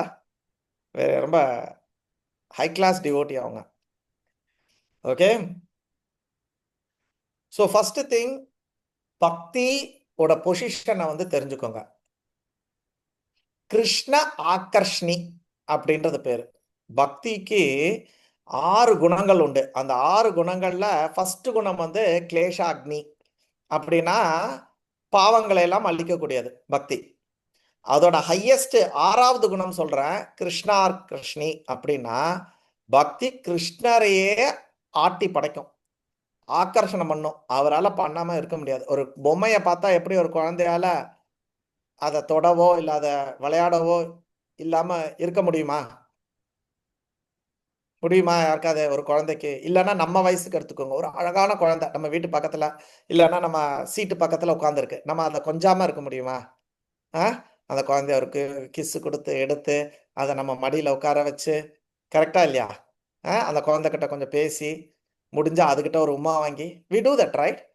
அதே மாதிரி ஒரு ஜீவாத்மா பண்ணக்கூடிய பக்தி பகவானை கண்ட்ரோல் விட்டு போயிடுமா, அவரையே அட்ராக்ட் பண்ணுவோம். எப்படி ஒரு குழந்தை ஒரு அம்மாவை அட்ராக்ட் பண்றதோ, எப்படி ஒரு பொம்மை ஒரு குழந்தைய அட்ராக்ட் பண்றதோ, அதே மாதிரி பக்தி பகவானையே அட்ராக்ட் பண்ணக்கூடியது. எல்லாத்தையும் ஆட்டி படைக்கக்கூடிய அந்த பகவான் இந்த பக்திக்கு அவர் அடிமை. இதுதான் 6வது குணம். அப்படிப்பட்ட பக்தி எப்படி விதிக்கு உட்பட்டு இருக்கும்? யோசிச்சு பாருங்க. அப்படிப்பட்ட பக்தி எப்படி விதிக்கு கட்டுப்படும்? சோ விதி எக்காரணம் கொண்டும் பக்தியை கட்டுப்படுத்த முடியாது. இதுதான் ஒன் வேர்ட் ஆன்சர். இப்ப நம்ம விதினா என்னன்னு வைக்கலாம். உதாரணத்துக்கு கோர்ட்ல கூட இந்த வார்த்தை யூஸ் பண்ணாங்க, விதி. அவங்களுக்கு இன்னைக்கு விதி, பழைய X minister so and so இந்த ஊழலுக்காக கேஸ் இன்னைக்கு அவருக்கு விதி. அப்படின்னா என்ன அர்த்தம்? இன்னைக்கு அவருக்கு தீர்ப்பு கொடுக்குறாங்க இல்லையா? இப்ப அவருக்கு அந்த தீர்ப்பை எதனால கொடுக்குறாங்க? அவர் செஞ்ச குற்றங்களுக்காக. அதே மாதிரி விதி, என் தலை விதி, எனக்குன்னு ஒண்ணு வாச்சிருக்குது பாரு. அனுக்குள்ள சொல்லுவான் என்னைய. ஓகே, அனுக்குள்ள சொல்றியா? ஓகே, எல்லா பொண்டாட்டியும் சொல்லுவாங்கன்னு வச்சுக்கோங்க. லவ் பண்ணுவாங்க, but it's not that always she is feeling like that. Sometimes நான் பண்ற லொல்லுனால அந்த மாதிரி நினைப்பாங்க. ஓகே, ஸோ எனக்கு என் விதி நான் இப்படி அனுபவிக்கிறேன் அப்படின்றாங்க. அப்போ உன்னோட விதி அப்படின்னா என்ன அர்த்தம்னா, நீ பண்ண குற்றத்துக்கு உனக்கு விதிக்கப்பட்ட ஒரு விஷயம்தான். நம்மளோட குழந்தைகள், நம்மளோட கணவன், நம்மளோட அழகு, நம்மளோட அறிவு, நம்மளோட ஆயுள், நம்மளோட ஆரோக்கியம், எவ்ரிதிங் நம்மளுக்கு விதிக்கப்பட்டது. அந்த விதிக்கப்பட்டது. அப்போ நம்ம எங்கேயோ, இப்ப விதிக்கு நான் இன்னொரு அர்த்தம் சொல்றேன். ரோட்ல இந்த பக்கம் தான் போகணும், இந்த ரோட்ல குப்பையை போடக்கூடாது, இதெல்லாம் விதி. கரெக்டா இல்லையா? கவர்மெண்டோட விதி. கரெக்டா இல்லையா? அப்ப அந்த விதியை மீறினதுனால கோர்ட் உங்களுக்கு விதிக்கிறதே நீ இந்த தண்டனையை அனுபவின்னு சொல்லிட்டு. அப்ப பேசிக்கலி நம்ம பகவானோட லாவை, இப்ப இந்தியால இருந்தா இந்தியாவோட லா, சுவிட்சர்லாந்து இருந்தா சுவிட்சர்லாந்து, ஸ்ரீலங்கால இருந்தா ஸ்ரீலங்காவோட லாவை நம்ம வந்து மதிக்கணும் இல்லையா? அப்போ நம்ம பகவானோட லோகத்துல நம்ம வாழ்ந்துட்டு இருக்கோம்னா அப்ப பகவானோட லாவை மதிக்கணும். அப்ப பகவானோட விதியை நம்ம மீறினதுனால நம்மளுக்கு இந்த மாதிரி ஒரு விதி கொடுக்கப்பட்டது. அப்ப நம்ம எங்க விதியை மதிக்கல அப்படின்னு பாத்தீங்கன்னா, நம்மளுக்கு ஒரு சுதந்திரம் இருக்கு. அந்த சுதந்திரத்தை வைத்து நம்ம விதியை மதிக்கல. உதாரணத்துக்கு நீ உனக்கு கையை 2 கட்டி போட்டு வச்சிருந்தானா நீ ஒன்றும் பண்ண போறது இல்லை. பட் உன் கையில ஒரு 1000 ரூபாய் 10,000 ரூபாய் உனக்கு இன்னைக்கு வந்து கிடைச்சிருச்சு அப்படின்னா நீ என்ன பண்ணுவ? உதாரணத்துக்கு எங்க வீட்டுல வேலை செஞ்சவர் ஒருத்தர் தஞ்சாவூர்காரர் தான். ஸோ அவரு வேலை செஞ்சுட்டு இருப்பாரு. ஒரு நாள் வந்து சார் அப்படின்னாரு. என்னம்மா அப்படின்னா, சார் நேற்றுக்கு 500 ரியால் ஃபைன் போட்டான் சார் அப்படின்னா. 500 ரியால்னா இன்னைக்கு தேதிக்கு 10,000 ரூபாய். ஓகே, 10,000 ரூபாய் ஃபைன். என்னடா பண்ணேன்னு, ஒரு தாகமா இருக்குன்னு பெப்சி குடிச்சேன் சார். சரிடா, அதுக்காடா 10,000 ரூபாய்? இல்லை சார், குடிச்சிட்டு அப்படியே அங்கேயே வச்சுட்டு வந்துட்டேன் சார். ரோட்லயே ரோட்ல குடிச்சிட்டு தூக்கி அப்படியே ரோட்ல போட்டு போயிட்டான். இங்க வந்து எல்லா இடத்துலயும் கேமரா, அந்த போலீஸ்காரங்க எல்லாம் ஒரு பெப்சி கேன் தூக்கி போட்டதுக்கு ஃபைனை போட்டு அவர் 1 மாச சம்பளத்தை பிடிச்சிட்டாங்க இல்லையா? அப்போ இந்த சுதந்திரம் உனக்கு இருக்கு. நீ குப்பையிலையும் போட்டிருக்கலாம், குப்பை தொட்டிக்குள்ளேயும் போட்டிருக்கலாம், ரோட்லயும் போட்டிருக்கலாம். அப்போ உன்னுடைய சுதந்திரத்தை நீ துஷ்பிரயோகம் பண்ணும்போது உனக்கு இந்த மாதிரி சங்கடங்கள் எல்லாம் வருது. உனக்கு சில விதிகள் உன் தலை எழுதப்படுகிறது. இப்ப இது இந்த சுதந்திரத்தை வைத்து இன்னைக்கு ஒரு பெப்சி டப்பா தான் தூக்கி போட்டாரு. நாளைக்கு ஏதாவது ஒரு உள்ளூர் பொண்ணை போட்டு ஏதாவது ஒரு கிண்டல் பண்ணி ஏதோ ஒன்று பண்ணியிருக்காங்கன்னு வச்சுக்கோங்க. இப்ப அவர் எங்க தூக்கி வைப்பாங்க? அவரு தன்னுடைய சுதந்திரத்தை, நான் ஆம்பளை நீ பொம்பளை தானே அப்படின்னு சொல்லிட்டு, யாரும் இல்லை அப்படின்னு சொல்லிட்டு அந்த பொண்ணை நான் வம்பு பண்ணிட்டேன். இப்ப என்ன போலீஸ் பிடிச்சி எங்க வைக்கும்? ஜெயிலுக்குள்ள வைக்கும். 6 மாசமோ 1 வருஷமோ 2 வருஷமோ. கரெக்டா இல்லையா? அப்ப நம்ம எவ்வளோ விதியை நம்மளோட சுதந்திரத்தினால துஷ்பிரயோகம் பண்றோமோ அவ்வளவுக்கு நம்மளுக்கு கோர்ட் விதி கொடுத்து நம்மளை வந்து அடக்கி வைக்கிறது. அப்ப எவ்வளவு துன்பம், எந்த லெவலுக்கு நம்ம மோசமா நடந்துக்குமோ அந்த போல நம்மளுக்கு விதிக்கிறது. இப்போ இந்த சாய்ஸ நீ ஒழுங்கா யூஸ் பண்ணு, இது எல்லாத்தையும் நீ உடைக்கலாம். ஸோ இப்போ எப்பவுமே நம்மளுக்கு அந்த சுதந்திரம் இருந்துகிட்டே இருக்குது. இப்போ மனுஷ ஜென்மத்துல தான் அதிகமான சுதந்திரம். உதாரணத்துக்கு புலி பசித்தாலும் புல்லை தின்னாது. ஆனா நம்ம என்ன பண்றோம்? என்ன வேணுமாலும் தின்றோம், என்ன வேணுமாலும் கரப்பாம்பூச்சியை கூட விட்டு வைக்கலாம். நம்மளுக்கு கொடுத்த சுதந்திரத்தை வைத்துக்கிட்டு நம்ம என்னென்னமோ பண்ணிக்கிட்டு இருக்கோம். இதை நான் சாப்பிட்றதுன்னு இல்லை, எல்லா விஷயத்திலையும் நான் சொல்றேன். என்னென்னமோ பண்றோம். பில்டிங் கட்டுறோம், 18 மாடி 20 மாடி. பூமி என்ன பண்ணும்? பூமி உனக்கு மேல இருக்கக்கூடிய ஒரு 10 பேருக்கு தண்ணி கொடுக்கறதுக்கு தண்ணி வச்சிருக்குது. நீ அந்த இடத்துல வந்து 20 மாடி உயரத்துல ஒரு பில்டிங்கை கட்டிக்கிட்டு அந்த பூமிக்குள்ள போட்ட டுர்ரு டுர்ரு டுர்ரு டுர்ரு டுர்ரு. அப்புறம் ஏன் எர்த்துகாக்கு வராது? கரெக்டா? இப்ப ஜப்பான்ல கூட ரீசெண்டா வந்தது 7.3 இல்லையா? சோ விதியை மீறோம். நம்ம கூட்டாக விதி மீறும்போது கூட்டா அதி தெய்வீகா வந்து சுனாமி, எர்த்துகாக்கு, வல்கனோ அந்த மாதிரி வந்து நம்மளை போகும். ஸோ விதியை, நம்மளோட சுதந்திரத்தை துஷ்பிரயோகம் பண்ணும்போது அப்ப அதுக்கு மருந்து என்னது? அப்ப அந்த சுதந்திரத்தை நம்ம ஒழுங்கா விதியை ஃபாலோ பண்ணணும். அப்படி நம்ம சுதந்திரத்தை, மிக அதிகமாக கொடுக்கப்பட்ட சுதந்திரம் மனுஷ ஜென்மத்துக்கு தான்.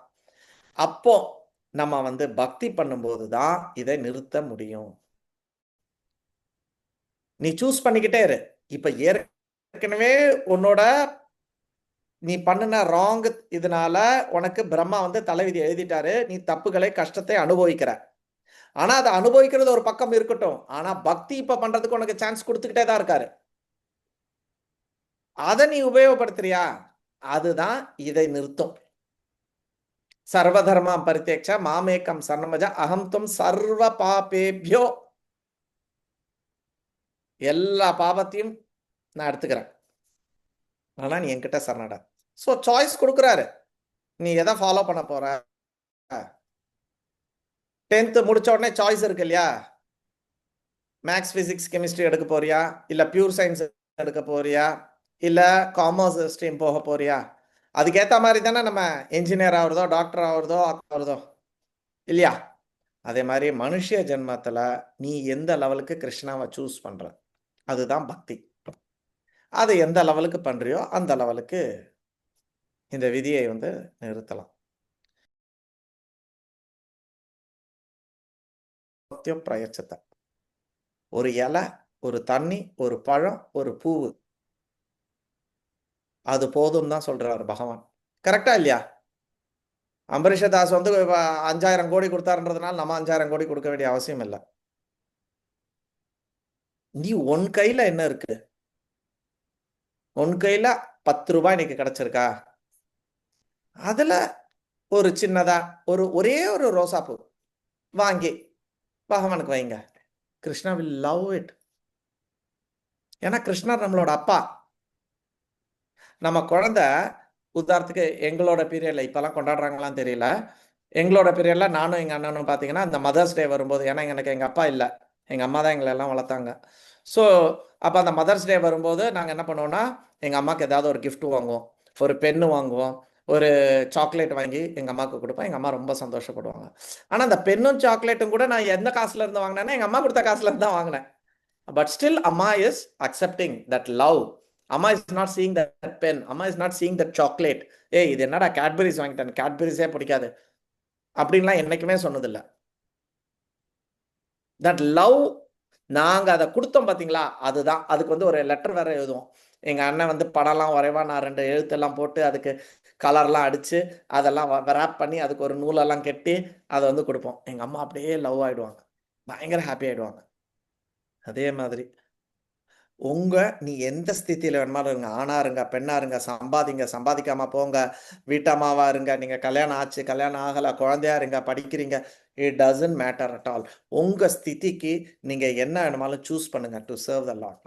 உங்க கெப்பாசிட்டிக்கு சர்வ் பண்ணுங்க. விதிக்கும் இதுக்கும் சம்பந்தமே கிடையாது. ஓகே. பக்தி என்பது கர்மாவின் பலன் அல்ல, அது ஆத்மாவின் இயற்கை குணம். ஆனா இந்த பக்தி நம்ம விதியை கூட மாற்ற முடியும்.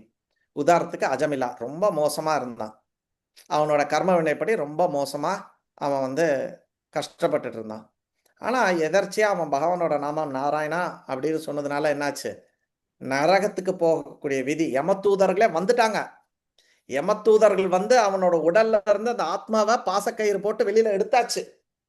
அதுக்கப்புறம் கூட அந்த கடைசி நேரத்துல சொன்ன அந்த நாராயணன்ற அந்த ஒரு நாமம், அந்த ஒரு பக்தி அவனை நரகத்துல இருந்து மாற்றி அவனை திருப்பி அந்த உடலுக்குள்ள அந்த ஆத்மாவை போட்டு அவன் ரிஷிகேஷுக்கு போய் அவன் பக்தி பண்ணி வைகுண்டத்துக்கு போயிட்டான்.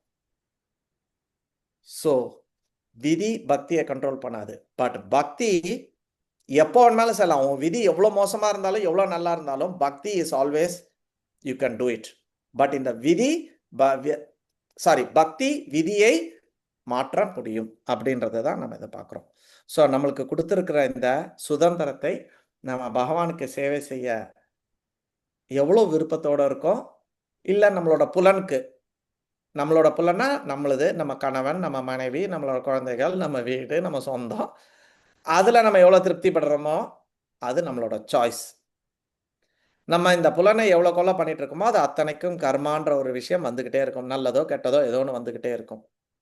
ஆனால் பக்தி நீ சூஸ் பண்ணும்போது இல்லையா, இப்போ உதாரணத்துக்கு இன்னைக்கு ஞாயிற்றுக்கிழமை நல்லா சிக்கன் வச்சு பிரியாணி பண்ணி சாப்பிட்டுட்டு ஹாப்பியாக தூங்கலாம். ஆனால் இன்னைக்கு என்ன பண்ணியிருக்கோம், ஒரு 44 பேர் என்ன பண்ணியிருக்கோம், இல்லை இன்னைக்கு இந்த கீதையை கொஞ்சம் கேட்போம் அப்படின்னு நீங்கள் சூஸ் பண்ணியிருக்கீங்க. கரெக்டாக இல்லையா? மேபி இன்னைக்கு ஞாயிற்றுக்கிழமை சினிமாவில் நல்ல படம் போட்டிருக்கலாம், இல்லை ஞாயிற்றுக்கிழமை வீட்டில் குடும்பத்தோடு எல்லாரும் மெரினா பீச்சுக்கு போகலாம் இல்லையா, இல்லைன்னா வேற எங்கேயாவது போயிட்டு வரலாம், அக்கா வீட்டுக்கு போகலாம், தங்கச்சி வீட்டுக்கு போகலாம், அம்மா வீட்டுக்கு போகலாம். we can do so many things. But you all choose மத்தியானம் சாப்பிட்டுட்டு தூங்கினா எப்படி இருக்கும்? என்ன மெத்தேஜ்? அதெல்லாம் விட்டுட்டு நீங்கள் வந்து இந்த மாதிரி கீதா கிளாஸில் உட்காந்துக்கிட்டு இருக்கீங்க. கரெக்டாக? Your choice. பட் இந்த சாய்ஸ் உங்களோட விதியை மாற்ற முடியும். ஸோ விதிக்கு உட்பட்டது பக்தி கிடையாது, ஆனால் பக்தி விதியை மாற்ற முடியும். இதுதான் தீர்ப்பு. ஹரியோம் தத்சத். கேள்வி கேட்டவங்களுக்கு திருப்தியா இருக்கா? இல்லை வேற எதுவும் டவுட் இருக்கா? இல்லை மற்றவங்களுக்கும் ஏதாவது டவுட் இருந்தாலும் திருப்பி கேட்கலாம். ஹரே கிருஷ்ணா பிரபு. யா, சொல்லுங்க கோகிலா மாதாஜி, உங்க மெசேஜ் பார்த்தேன், சொல்லுங்க. பிரபு, இப்போ நம்ம பக்தி பண்ணிட்டு இருக்கோம். நம்ம வீட்டுல இப்ப பிள்ளைங்க இருக்காங்கல்ல, அவங்கள வந்து நம்ம கிருஷ்ண பக்திக்குள்ள அந்த பிரசாதம் அப்புறமா சாண்டிங் இதெல்லாம் சொல்லி கொண்டு வர்றதுக்கு அவங்களுக்கு தகுந்தாப்புல சொல்லி எப்படி அதுக்குள்ள கிருஷ்ண பக்திக்குள்ள வர வைக்கிறது அப்படிங்கறத கொஞ்சம் சொல்றீங்களா பிரபு? ஏன்னா இப்ப என் பொண்ணுக்கு வந்து நான் கிருஷ்ண பிரசாதம் கொடுத்திருக்கேன், துளசி வந்து ஆராதனை பண்ண சொல்லி கொடுத்திருக்கேன். அதெல்லாம் அவ டைம் கிடைக்கும் போது செய்யறானாலும் இந்த பக்தியின் பயன் வந்து எந்த அளவுக்கு அவங்கள வாழ்க்கையில மாத்தி கொடுக்கும் அப்படிங்கறத ஒரு நம்ம என்ன சொன்னாலும் அவங்களுக்கு அக்செப்ட் பண்ற மாதிரி இருக்கிற மாதிரி ஏதாவது இருக்கா பிரபு? அவங்கள வந்து பக்தியில கொண்டு வர்றதுக்கு வந்து உபதேசம் கிடையாது. த பெஸ்ட் திங் வந்து நீங்க வாழ்ந்து காட்டணும். நீங்க எவ்வளவு சின்சியரா துளசி ஆர்த்தி பண்றீங்க, நீங்க எவ்வளவு சின்சியரா சாண்ட் பண்றீங்க, அதை தான் குழந்தை. உதாரணத்துக்கு நீங்க சின்ன குழந்தையா இருக்கும்போது உங்க குழந்தைய பார்த்துருப்பீங்க, அது போய் அப்பாவோட செருப்பு எடுத்து போடும். பார்த்துருக்கீங்களா? ஏன்? அப்பா எல்லா வாட்டியும் வெளியில போகும்போது செருப்பு போடுறாரு. நம்ம செருப்பு போடுன்னு சொல்லியே கொடுக்கல, ஆனா இது எல்லா வீட்லயும் நடந்திருக்கும். நீங்க பாத்தீங்கன்னா குழந்தை போய் செருப்பு, ஏன்னா நம்மளுக்கு அப்பெல்லாம் பிள்ளை நடந்தா போதும் இல்லைன்னா பிள்ளை சாப்பிட்டா போதும் தான் இருப்போம். ஆனா குழந்தை போய் பாத்தீங்கன்னா சொல்லாம செய்யறது ஒண்ணு, செருப்பு போய் போடும், அப்பாவோட செருப்பை போட்டுட்டு போகும். ஸோ ஜென்ரலா they see what we do, they don't follow what we say. So நம்ம சின்சியரா சாண்ட் பண்ணி நம்ம அவங்கள இன்ஸ்பயர் பண்ணணும். அம்மா எவ்வளவு பிரசன்னமா இருக்காங்க. எந்த விதத்துல பிரபு அந்த அவங்களோட கேரக்டர்ஸ் ஒண்ணு இருக்கும்ல பிரபு, அவங்க சுத்தி பார்த்த விஷயம் நம்மளாம் என்னவா அம்மாவா எல்லாம் பண்ணினாலும் அவங்க ஒரு சில விஷயங்கள் வந்து அவங்க அப்பாவளையோ இல்ல மத்தவங்களையோ பார்த்து உணர்ந்து வளர்வாங்கல்ல. அப்போ நம்ம சொல்ற விஷயத்த முழுமையா ஏத்துட்டு அவங்க பக்திக்குள்ள வர்றதுக்கு நம்ம என்ன பண்ணணும் அப்படின்னு கேக்குறேன். அதுதான், அதேதான், அந்த இதுக்கு தான் நான் சொல்ல வரேன். சி, ஃபர்ஸ்ட் திங், உங்க பிள்ளைன்றதுனால don't think that it will be like you are something. Okay, அது வந்து எங்கேயோ ஒரு இடத்துல இருந்த ஒரு ஜீவாத்மா, நீங்க எங்கேயோ இருந்த ஒரு ஜீவாத்மா, உங்க ஹஸ்பண்ட் எங்கேயோ இருந்த ஒரு ஜீவாத்மா. எல்லாம் போன ஜென்மத்துல ஒருத்தர் நாயா இருந்திருக்கலாம், ஒருத்தர் பசுவா இருந்திருக்கலாம், ஒருத்தர் வந்து பெண்ணா இருந்திருக்கலாம். ஆனா ஏதோ ஒரு காரணத்துல நீங்க எல்லாம் ஒன்னா சேர்ந்து அந்த கர்மத்தை எல்லாம் கழிக்கிறதுக்கு நீங்க வந்திருக்கீங்க, புண்ணியம் பாபம் எல்லாத்தையும் சேர்ந்து. ஓகே, இங்க நம்ம யோசிக்க வேண்டியது, ஆஸ் அ மதர் எப்படி நீங்க சமைக்கணும், பிள்ளைங்களுக்கு படிப்பு சொல்லி தரணும் அப்படின்னு நினைக்கிறீங்களோ, அதே மாதிரி சாஸ்திரம் என்ன சொல்றதுன்னா நம்ம அவங்களுக்கு பக்தி கொடுக்கணும். பட் அவங்க அதெல்லாம் செஞ்சு கரெக்டா வந்துருவாங்கன்றதெல்லாம் நம்ம எதிர்பார்க்க முடியாது. கர்மனே அதிகாரஸ்தே மாஃபலேஷு கடாச்சனா, பலனை கொடுக்கறது அவர் தான். ஓகே, பட் நம்ம அதுக்கு உண்டான எல்லா விஷயங்களையும் நம்ம கையில என்ன இருக்கோ அதை செய்யணும். லைக் நீங்க சொன்ன மாதிரி பிரசாதம் பண்ணுங்க. உதாரணத்துக்கு காலேஜ் செலக்ட் பண்ணலாம் இல்லையா? நீங்க ஒரு காலேஜ் செலக்ட் பண்ணும்போது என்ன காலேஜ் செலக்ட் பண்றீங்க? பிரபு இப்போ அவங்க 12th படிச்சிட்டு இருக்காங்க. யா, எப்படி சூஸ் பண்ண போறீங்க? which is the best college, அவ்வளவுதான் சூஸ் பண்ணுவீங்க. கரெக்ட்? அப்ப இங்க எங்க போச்சு கிருஷ்ணர்? அவர் கொடுப்பாருன்ற ஒரு நம்பிக்கை நம்ம மாதாஜி. பிரபு, நம்ம நல்ல ஜுரம் இருக்கு, நல்ல ஐஸ்கிரீம் தின்னுட்டு எல்லாம் அவர் பார்த்துக்கிட்டோம் அப்படின்னு சொல்ல முடியுமா? நம்ம செய்யற ஒரு விஷயத்தை செய்யணும். சாப்பிட வேண்டிய மருந்தை நம்ம சாப்பிடணும், எடுக்க வேண்டிய ரெஸ்ட் நம்ம எடுக்கணும். அதுக்கப்புறம் பகவான் கொடுக்கறது கொடுப்பாரு இல்லையா? அதே மாதிரி நம்ம கையில இருக்க விஷயத்தை நீ செய்யணும். அதெல்லாம் செய்யாம நம்ம ரொம்ப காமத்தோட பணத்து மேல மற்றது மேல புகழ் இது மேல இருக்கக்கூடிய பேர் புகழ் மேல இருக்கக்கூடிய ஆசைனால நம்ம எல்லாத்தையும் செஞ்சுட்டு கிருஷ்ணர் நீ பாத்துக்கோ அப்படின்னு சொல்றது சரியான ஒரு விஷயம் கிடையாது. நம்ம ஆன்மீகத்துக்கும் சூஸ் பண்ணணும். நீங்க நம்ப மாட்டீங்க, இங்கே ஒரு பொண்ணு இருக்கா ஹரிபக்தின்னு சொல்லிட்டு, என் சின்ன பொண்ணோட ரொம்ப க்ளோஸ் ஃப்ரெண்டு. ஓகே, ஸ்கூலுலலாம் ரொம்ப மோசமாக இருக்கு கல்ச்சர் அப்படின்னு சொல்லிட்டு அவங்க அப்பா அம்மா வந்து ஹோம் ஸ்கூலிங் பண்ணாங்க. Through out their life home schooling பண்ணாங்க. உதாரணத்துக்கு ஒரு குஜராத்தி அம்மா இங்க கூட வந்திருக்காங்க நம்ம வீட்டுக்கு, அனுருத்தா, அவங்க பேர் என்ன, ஆருத்தா இல்ல, ஆருத்தா மாதாஜி, ஆருத்தா மாதாஜின்னு சொல்லிட்டு குஜராத்தி, யூஎஸ் செட்டில்டு. ஆனா யூஎஸ்ல ஸ்கூலு காலேஜ்ல மகா கேவலம், ட்ரக்ஸ் அது சொல்லிட்டு த்ரூ அவுட் தேர் லைஃப் அவங்க வந்து அவங்க 2 பிள்ளையும் வந்து +2 வரைக்கும் ஸ்கூலிங் வரைக்கும் ஃபுல்லாவே அவங்க ஹோம் ஸ்கூலிங் தான் பண்ணாங்க. ஆனா அந்த 2 பசங்கள்ல ஒரு பையன் இப்ப ஹேவர்ட் யூனிவர்சிட்டியில ப்ரொஃபஸர், இன்னொருத்தன் இன்னொரு இதில் எலக்ட்ரிக்கல் இன்ஜினியரிங் முடிச்சுட்டு நல்ல இதில் இருக்காங்க. ஆனால் தே சூஸ் பக்தி. அந்த ஹேவார்டெல்லாம் நம்பி அவங்க வந்து இது பண்ணலை, அவங்க சூஸ் பண்ணாங்க. இன்ஃபேக்ட் அவங்க ஒரு கரிக்குலமே வச்சுருக்காங்க, பாகவதம் இஸ் இனஃப் ஃபார் எனிதிங்னு சொல்லிட்டு ஒரு பாகவதம் சீரீஸே ஸ்டூடெண்ட்டுக்காக வச்சுருக்காங்க. ஹோம் ஸ்கூலிங் பண்ணுங்க, ஒன்றும் அங்கெல்லாம் அனுப்ப வேண்டாம், இங்கேயே நம்ம எல்லாத்தையும் சொல்லிக் கொடுத்து பக்தியும் கொடுத்து அவனுக்கு தேவையான மேக்ஸ் ஃபிசிக்ஸ் கெமிஸ்ட்ரிலாம் நம்ம சொல்லிக் கொடுக்கலாம். ஒரு நம்ம இந்தியன் கவர்மெண்ட்ல இது இருக்கு, எத்தனை பேருக்கு தெரியும்னு சொல்லுங்க? இந்தியன் கவர்மெண்ட்ல இந்த ஃபெசிலிட்டி இருக்கு. நீங்க போயிட்டு டேரா எக்ஸாம் மட்டும் எதுனா போதும், நீங்க குழந்தைங்களாம் ஃபர்ஸ்ட் கிளாஸா. ஒன்றும் இல்லை, நான் என்னோட பொண்ணுக்கு நான் ஆப்ஷன் கொடுத்தேன், தர்ணிதாக்கு ஆப்ஷன் கொடுத்தேன். +2 முடிச்ச உடனே, தங்கம் எனக்கு நீ போய் எந்த இன்ஜினியரிங் படிக்க வேண்டாம், நீ எதுவும் பண்ண வேண்டாம், I am giving an option. நீ மாயாப்பூர்ல போ, பக்தி சாஸ்திரி பண்ணு, கரஸ்ல நீ எந்த கோர்ஸ் வேணாலும் பண்ணு, பக்தி சாஸ்திரி பண்ணு, I am happy with it. But of course அந்த டைம்ல அவள் அதை சூஸ் பண்ணலை. அதுக்கப்புறம் யூகேல இருந்து ஒரு ஆர்கிடெக்ட் கோர்ஸ் ஒன்று பண்ணா, ஒரு 1 இயர். அதுக்கப்புறம் இங்கிலீஷ் பண்ணா, அதுக்கப்புறம் ஐடி பண்ணா, இந்த மாதிரி ஏதோ ஒன்று பண்ணா. பட்டு நம்ம எந்த லெவலுக்கு உறுதியோட இருக்கோம்? பக்தியா பௌதிகமான வரும்போது நம்ம நிறைய இடத்துல பௌதிகத்தை தான் சூஸ் பண்றோம். நம்ம அம்மாமாரே, நான் அதான் நேத்திக்கோ ஒரு முந்தானத்தோ ஒரு கிளாஸ்ல கூட சொன்னேன், எத்தனை அம்மாமாரு என்னடா இன்னைக்கு மாரல் சயின்ஸ்ல என்ன சொல்லி கொடுத்தாங்கன்னு கேட்டிருக்கோம். நம்ம மாரல் சயின்ஸ்னு ஒரு கிளாஸ் இருக்கும், பார்த்திருக்கீங்களா? ஒரு வாட்டியாவது நம்ம அதை பத்தி கேட்டிருக்கோமா? கணக்கு என்ன சொல்லி கொடுத்தாங்க இன்னைக்கு, அதுல என்ன நடத்தினாங்க, இதுல என்ன நடத்தினாங்க, என்ன ஹோம்ஒர்க் கொடுத்தாங்கன்னு கேட்டோமா ஒழிய நம்ம ஒரு வாட்டியாவது மாரல் சயின்ஸ்ல என்னடா, அப்பனா நம்மளே அதை வேல்யூ பண்ணலன்னு அர்த்தம். மாரல் சயின்ஸை நம்மளே வேல்யூ பண்ணல. மாரல் சயின்ஸ் கிளாஸ் நடத்தலைன்னா நீ போய் பேரண்ட் டீச்சர்ஸ் மீட்டிங்ல போயிட்டு ஏன் மாரல் சயின்ஸ் கிளாஸை கட் பண்ணிட்டு நீங்க வந்து இங்கிலீஷ் கிளாஸ் எடுத்தீங்க இல்ல மேக்ஸ் கிளாஸ் எடுத்தீங்கன்னு ஒரு பேரண்ட் கேட்போமா? நம்ம கனவுல கூட கேட்க மாட்டோம். ஏன்னா நம்மளுக்குள்ளேயே அது இல்லை, நம்ம வெளியில தான் நடிச்சிட்டு இருக்கோம் ஒழிய உள்ளுக்குள்ள கிடையாது. ஸோ நம்ம ஆத்மார்த்தமா நம்ம பக்தி நம்மளோட லெவலுக்கு பெஸ்டா நம்ம பண்ணுவோம். அவங்களுக்கு நம்மளோட லெவல்ல நம்மளுக்கு என்ன பண்ண முடியுமோ அதை நம்ம கொடுப்போம். அந்த ஜீவாத்மாக்கு உனக்கு எப்படி சுதந்திரம் இருக்கோ அதே மாதிரி கிருஷ்ணரோட சுதந்திரம், அதை நம்ம தலையிட முடியாது. அந்த ஆத்மா தான் சூஸ் பண்ணணும், எனக்கு என்ன வேணும்ன்றது அந்த ஆத்மா தான் சூஸ் பண்ணணும். பட் ஆஸ் அ டியூட்டி நம்ம கொடுக்கறது நம்ம கொடுக்கணும், எடுக்கிறது எடுக்காததுல அந்த ஆத்மாவோட சுதந்திரம், அதை நம்ம தலையிட முடியாது. ஹரியோம். நம்ம அதுக்காக வருத்தமும் பட வேண்டாம், கஷ்டமும் பட வேண்டாம். பட் நான் கொடுக்கறது கொடுக்குறேன், என்னோட ஆப்ஷன் இது, என்னோட சாய்ஸ் இது, சாய்ஸ் இஸ் யுவர்ஸ். உதாரணத்துக்கு மோக்ஷிதா என்னோட 2வது பொண்ணு 2nd இயர்ல என்ன சொன்னா, நான் வந்து ஹாஸ்டல் இல்லை, நான் தனியாக ப்ரைவேட்டாக நான் எடுத்து பண்ணுறேன், நான் வந்து ஒரு ரூம் எடுத்து ஒரு அப்பார்ட்மெண்ட் எடுத்து நானும் என் ஃப்ரெண்ட்ஸ் எல்லாம் இருக்கோம்ப்பா அப்படின்னாங்க. ஸோ அம்மாக்கும் பொண்ணுக்கும் ஒரே ஒரு டக் ஆஃப் வார். அப்போ பஞ்சாயத்து நம்மக்கிட்ட வந்தது.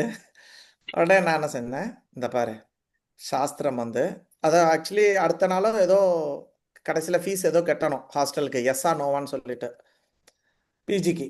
அப்போ நான் சொன்னேன், பெண்கள் வந்து அப்பாவோட பாதுகாப்பில் இருக்கணும், இல்லை கணவனோட பாதுகாப்பில் இருக்கணும், இல்லைன்னா குழந்தையோட பாதுகாப்பில் பையனோட பாதுகாப்பில் இருக்கணும் அப்படின்னு சாஸ்திரம் சொல்கிறது. ஆனால் நீ அப்பாவோட பாதுகாப்பு இதெல்லாம் இல்லாமல் நீ வந்து பெங்களூரில் இருந்துக்கிட்டு இருக்க. ஸோ அதில் பெஸ்ட்டாக நம்ம என்ன பண்ண முடியும் அப்படின்னு நினச்சி உன்னை வந்து ஒரு ஜெயின் ஃபுட்டு கிடைக்கக்கூடிய, வெங்காயம் பூண்டெல்லாம் இல்லாமல் வெஜிடேரியனாக இருக்கக்கூடிய ஒரு ஹாஸ்டலில் ஒன்று போட்டு அதில் கொஞ்சம் பாதுகாப்பு, அங்கே உள்ள வெளியில் ஆம்பளைங்களாம் உள்ளே போக முடியாது, ஃபிங்கர் பிரிண்ட் வேணும், அது வச்சா தான் உள்ளே போக முடியும், எந்த லெவலுக்கு என்னால் பாதுகாப்பாக பண்ண முடியும் பண்ணிட்டேன். இன்னைக்கு நீ அபார்ட்மெண்ட் போனா இது எல்லாமே அவுட் ஆஃப் ட்ராக்கு. யார் வேணுமாலும் வரலாம், யார் வேணுமாலும் போகலாம், வைக்கலாம். நீ ஒழுங்கா இருந்தாலும் ஒரு ரூம்மேட் ஒழுங்கா இருக்கணும்னு அவசியம் இல்லை. அவ யாரையாவது கூட்டிட்டு வரலாம், வைக்கலாம். there is so many things can happen. Okay, நீ சில காரணங்கள்லாம் சொல்ற. நம்ம இங்க ரொம்ப பணம் கொடுக்குறோம், இதுக்கு மாசத்துக்கு 25,000 ரூபாய் வேஸ்ட்டு, நான் அங்க போனேன்னா 15,000 ரூபாயில முடிச்சிருவேன், எனக்கு வாடகைக்கு இவ்வளோதான், நான் இதுல வந்து சாப்பாட்டுக்கு இவ்வளோ பண்ணுவேன், நான் சொந்தமா குக் பண்ணுவேன் எல்லாம். இதெல்லாம் ஓகே. பட் இருந்தாலும் நம்ம எவ்வளோ சாஸ்திரத்துக்கு மீறுறோம், யாரோ சாஸ்திரத்துக்கு மீறல. சாய்ஸ் இஸ் யுவர்ஸ், நீ பண்ணிக்கோ அப்படின்ட்டு அவ எவ்வளோ பணம் கேட்டாலோ அந்த பணத்தை நான் அனுப்பிச்சி விட்டுட்டேன். அந்த அப்பார்ட்மெண்ட்டுக்கு அட்வான்ஸ் கொடுக்கறதுக்கும் இதுக்கும் நீ சூஸ் பண்ணிக்கோ, இட்ஸ் அப் டு யூ அப்படின்ட்டேன். தென் அவள் ஒன் டே யூஸ் பண்ணி அவள் வந்து இல்லைப்பா நான் வந்து பிஜிலே இருக்கேன், அதுதான் கரெக்டாக எனக்கு தெரியுது, நான் அதே பண்ணுறேன்ப்பா அப்படின்னு. ஸோ நம்ம யாரையுமே ஃபோர்ஸ் பண்ண முடியாது. நம்ம எவ்வளோ தூரத்துக்கு ஸ்ட்ராங்காக இருக்கோமோ, நம்ம எந்த லெவலுக்கு நம்ம பண்ண முடியுமோ நம்ம பண்ணிட்டு அந்தந்த ஆத்மாக்கு உண்டான அந்த சுதந்திரத்தை கொடுக்கணும். மேபி இன்னைக்கு இல்லைன்னா நாளைக்கு வருவா, மேபி இன்னைக்கு இந்த மாதிரி சூஸ் பண்ணலாம், நாளைக்கு வேற மாதிரி சூஸ் பண்ணலாம். பட் அந்த ஆத்மாக்கு அந்த சுதந்திரம் இருக்கு, கிருஷ்ணர் கொடுத்துருக்கிறார். நம்ம யாரையும் வலுக்கட்டாயமா வைகுண்டத்துக்கு கூட்டிட்டு போயிட முடியாது. இதை ஞாபகம் வச்சுக்கோங்க. ஒரு ஆத்மாவும் வாலண்டியரா தான் வரணுமே ஒழிய வலுக்கட்டாயமா. அப்படின்னா கிருஷ்ணரே வலுக்கட்டாயமா கூட்டிட்டு போவாரா? கரெக்டா இல்லையா? இப்ப நேத்துக்கு தான் பார்த்தோம், முந்தா நேத்து பானாசுரன் டக்க டக்க டக்க டக்கன்னு கையை வெட்டினாரு. அத மாதிரி நம்மளுக்கு 2 விரல வெட்டினானா சாமி நான் வந்துடுறேன் வைகுண்டம்னு வந்துடும். கரெக்டா? கிருஷ்ணர்லாம் பண்ண முடியாதா? நம்மளுக்கு ஒரு சுண்டு விரல வெட்டினாவே நம்ம கிருஷ்ணர் கிட்ட சரணடைவோம். கரெக்டா இல்லையா? பட் கிருஷ்ணர் அந்த மாதிரி பண்ணல. ஸோ வாலண்டியரா தான் நம்ம வைகுண்டத்துக்கு போகணும். நம்மள உணர்ந்து வரணும், அப்படிதானே பிரபு? அவங்கதான். எஸ், எவ்ரி ஜீவாத்மா has to realise and come. பகவான் அதுதான் ஒரு கண்டிஷனா வச்சிருக்காரு. ஸோ அவங்களுக்கு ஒரு நல்ல எடுத்துக்காட்டா நீங்க இருங்க, அவ்வளவுதான். ஓகே பிரபு, ஓகே. அதுக்கப்புறம் அவங்க சூஸ் பண்ணிக்கிட்டோம். நம்ம அம்மா எல்லாம் இப்படி தானே இருந்தா, நம்ம ஏன் இப்படி இருக்கோம்? மேபி இன்னைக்கு இல்லைனாலும் ஒரு 10 வருஷம் கழிஞ்சு வரும் மாதாஜி. வி டோன்ட் நோ என்னென்ன சேஞ்சஸ் உள்ள நடந்துட்டு இருக்கு. இந்த பிரசாதம் என்னென்ன வேலை நடக்குதுன்னா வெளியில இருந்து பார்க்க முடியாது. இன்னைக்கு அவன் வந்து ஆரத்தி பண்ணலாம் வைக்கலாம்லாம் கவலைப்படாதீங்க. The change is always there. அது கழுகிட்டு இருக்கு, உள்ள அந்த ஆத்மா கிளீன் ஆயிட்டு இருக்கு. நீங்க பண்ணக்கூடிய பிரசாதம், நீங்க பண்ணக்கூடிய துளசி ஆரத்தி, சாண்டிங் எல்லாமே கிளீனிங் ஆயிட்டு இருக்கு. ஓகே, ஸோ டோன்ட் வரி, பலனை எதிர்பார்க்காதீங்க. உங்க கையில என்னென்ன இருக்கோ எல்லாத்தையும் செய்யுங்க, ஃபோர்ஸ் பண்ணாதீங்க யாரையும். தேங்க்யூ பிரபு, தேங்க்யூ. ஹரிபா, ஹரே கிருஷ்ணா. ஸோ இதோட நிறுத்திக்கலாமா? இதுதான் லாஸ்ட் கேள்வின்னு நினைக்கிறேன் இல்லையா? எஸ். வேற ஏதாவது கேள்வி விட்டு போயிட்டானா? தருணிதா, விவிதா மாதாஜி. ஹரே கிருஷ்ணா பிரபு. சொல்லுங்க வெற்றி மாதாஜி. பிரபு, இப்போ எனக்கு 3 வயசு பேத்தி இருக்கா. அவ வந்து கதை சொல்லுங்க அம்மான்னு சொல்லிட்டு கேக்குறா. அவளுக்கு வந்து நான் கிருஷ்ணா கதையை எப்படி சொல்ல முடியும் பிரபு? அவளுக்கு வந்து இப்ப மலையை தூக்கினா மலை வந்து அவளுக்கு இப்ப தெரியல, 3 வயசு ஆகுது. அது வந்து நான் எப்படி சொல்லலான்றது ரொம்ப நாளா கேட்கணும்னு நினைச்சிட்டு இருந்தேன் பிரபு. ஒரு வாட்டி இல்ல பிரபுபாதர் கிட்ட கேட்டாங்க, பிரபு நம்ம பசங்க எல்லாம் இருக்காங்களே இவங்களுக்கு எல்லாம் என்ன சொல்லி கொடுக்கணும் அப்படின்னு சொல்லி கேட்டாங்க. அப்ப பிரபுபாதர் என்ன சொன்னார்னா, இருக்கிறதுல ஹையஸ்ட் விஷயத்தை கொடு அப்படின்னுவாங்க. எல்லாரும் ஆச்சரியப்பட்டாங்க, சிஷ்யர்கள்லாம் ஆச்சரியப்பட்டாங்க. என்ன பிரபுபாது ஹையஸ்ட் கொடுக்க சொல்றீங்க, நம்மளுக்கே ஒன்றும் புரியலையே, நாங்கெல்லாம் எப்படி, அவங்களுக்கு அப்ப என்ன புரியும் அப்படின்னு கேட்டாங்க. அப்போ பிரபுபாதர் சொன்னாரு, நம்ம வளர வளர நம்மளுக்குள்ள நிறைய அனர்த்தங்கள் உள்ள வருது, நிறைய சாக்கடை விஷயங்கள் உள்ள வந்துகிட்டே இருக்கிறது. ஆனா ஒரு குழந்தை வந்து இப்ப நல்லா கிளீனா இருக்குது. இப்ப நீ என்ன கொடுத்தாலும் பச்சை மரத்து ஆணையில எப்படி ஆணி ஈஸியா போகுமோ அந்த மாதிரி உள்ள போகும். அதனால அவங்களுக்கு என்ன கொடுக்கணுமோ ஹையஸ்டா கொடுங்க அப்படின்னு சொல்லி சொன்னார்.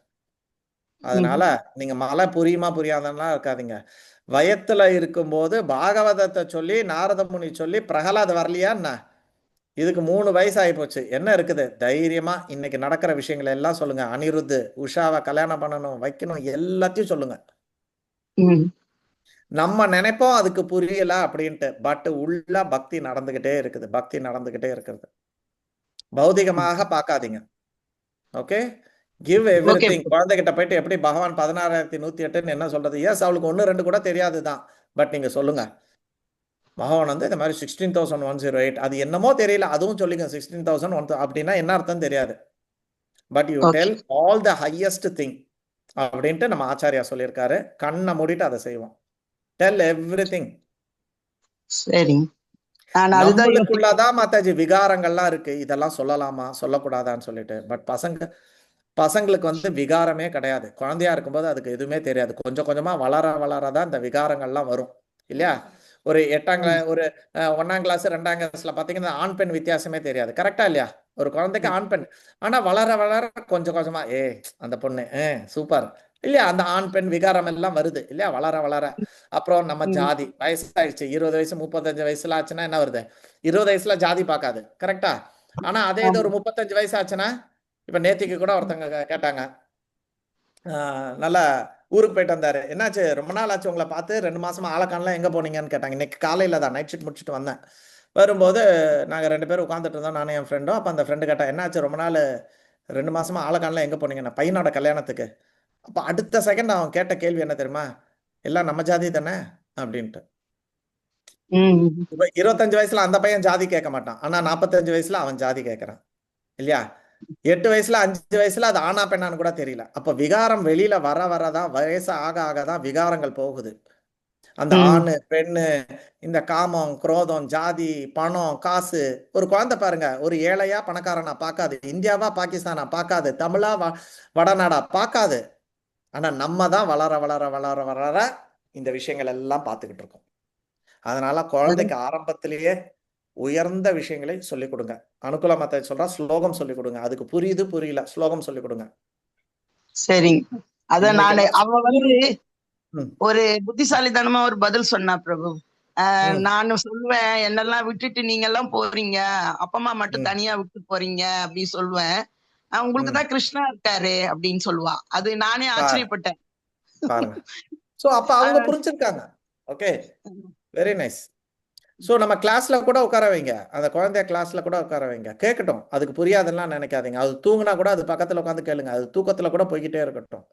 டெய்லி அவங்களுக்கு வந்து கிருஷ்ணா புக் வாங்கி படிங்க. இப்ப நம்ம கிருஷ்ணா புக் தானே எடுத்துட்டு இருக்கோம், 10வது காண்டம். அது ஒரு கதை வடிவத்துல அந்த புக் இருக்கு. அந்த புக்கை வாங்கி படிங்க. ஓகே, கோயிலுக்கு போனீங்கன்னா அந்த புக்கை வாங்குங்க, கிருஷ்ணா புக்குன்னு இருக்கும். அதுக்கு புரியுதோ இல்லையோ அது பக்கத்துல உட்காந்து தூங்கும் போது படிங்க. பெஸ்ட் திங் இஸ் தூங்கும் போது தான். அப்பதான் வந்து, ஏன்னா மற்ற நேரத்துல கூட மனம் வந்து அங்க எங்க பார்த்துக்கிட்டு அலைஞ்சுக்கிட்டு எடுத்துட்டு இருக்குமா. ஆனா இந்த தூங்கும் போது பாத்தீங்கன்னா அது நல்லா டயர்டாகி அப்படியே அமைதியா இருக்குமா. அப்ப நீங்க இந்த கதையை கொடுத்தீங்கன்னா அப்படியே ஃபுல்லா அது வந்து அப்சர்வ் பண்ணும். அது குழந்தை தூங்கிடுச்சேன்னு நினைக்காதீங்க. இது ஆத்மா சம்பந்தப்பட்ட விஷயம், இது புலன் சம்பந்தப்பட்ட விஷயம் கிடையாது. ஸோ அது அப்படியே உள்ள போகும். சரிங்களா? ஸோ அதனால குழந்தை தூங்கினா கூட ஒரு கதையை ஆரம்பிச்சிங்கன்னா அது பாதியிலே தூங்கிட்டா கூட திருப்பி சொல்லுங்க. அது தூங்கி முடிக்கிற வரைக்கும் தூங்கிட்டா கூட நீங்க கதையை முடிங்க. அது கேட்டுட்டு இருக்கு, ஆத்மா கேட்டுட்டு இருக்கு. ஓகே, வேணும்னா நாளைக்கு திருப்பி அதே கதையை படிக்க சொன்னா அதே கதையை படிங்க, ஒன்றும் தப்பு இல்லை. சரியா? சரி. ராமாயணம் வந்து 10-12 லட்சம் வருஷமா சொல்லிட்டு இருக்கோம், இன்னைக்கும் போர் அடிக்கல. கரெக்டா இல்லையா? ராமாயணம் 12 லட்சம் வருஷமா ஓடிக்கிட்டு இருக்குது. இன்னியும் அதே ராமாயணம், அதே ராமர், அதே சீதா, அயோத்தியா, காட்டுக்கு போறது, ராவணனை கொல்றது. ஆனா இன்னைக்கும் எவர் கிரீன். ஸோ திருப்பி சொல்லிக்கிட்டே இருங்க. சரிங்களா? ஹரே கிருஷ்ணா. இதோ லலிதா மாதாஜி போட்டிருக்கா, ராமாயணம் ஜெகத்சாட்சி பிரபு, ரொம்ப நல்லா இருக்கும். மோக்ஷிதா என்னோட 2வது பொண்ணு பாத்தீங்கன்னா, சின்ன குழந்தையில இருக்கும்போது எங்க வீடு அப்படியே டேப்பு தேஞ்சு போற லெவலுக்கு பண்ணிட்டா. எவ்ரி டே அவர் ராமாயணம் கிளாஸ் எடுத்தார். அதே 5-6 செஷன் இருக்கு அதுல. அதே இதை ரிப்பீட் கேட்டுக்கிட்டே இருப்பா. நைட்டு தூங்கும்போது அந்த லெக்சர் எடுத்து போடுவா, போட்டுக்கிட்டு தான் தூங்குவா. எப்போ? 5 வயசு 6 வயசு இருக்கும் போதே டெய்லி அதே திருப்பி திருப்பி திருப்பி திருப்பி கேட்பா. போர் அடிக்கலையான்னு. அதே போடு, வேற ஏதாவது போடுறேன், இல்ல எனக்கு அதுதான் வேணும். ஜெகத்சாட்சி பிரபுவோட ராமாயணம் அத்தனை வாட்டிக்கு 100 வாட்டிக்கு மேல கேட்டிருக்காங்க. ஸோ அது மாதிரி ஜெகத்சாட்சி போட ராமாயணம் போடலாம், ரொம்ப இனிமையா இருக்கும், ரொம்ப நல்லா இருக்கும். சுபவிலாஸ் பிரபுவோட ராமாயணம் அட்டகாசமா இருக்கும், ரொம்ப பிரமாதமா இருக்கும். சரிங்களா? ஹரிஓம் தத்சத். Okay, thank you.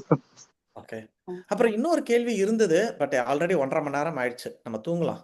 நானும் நைட் ஷிஃப்ட் முடிச்சு தூங்கலாம், எனக்கு அடுத்த கிளாஸும் இருக்கு இன்னைக்கு.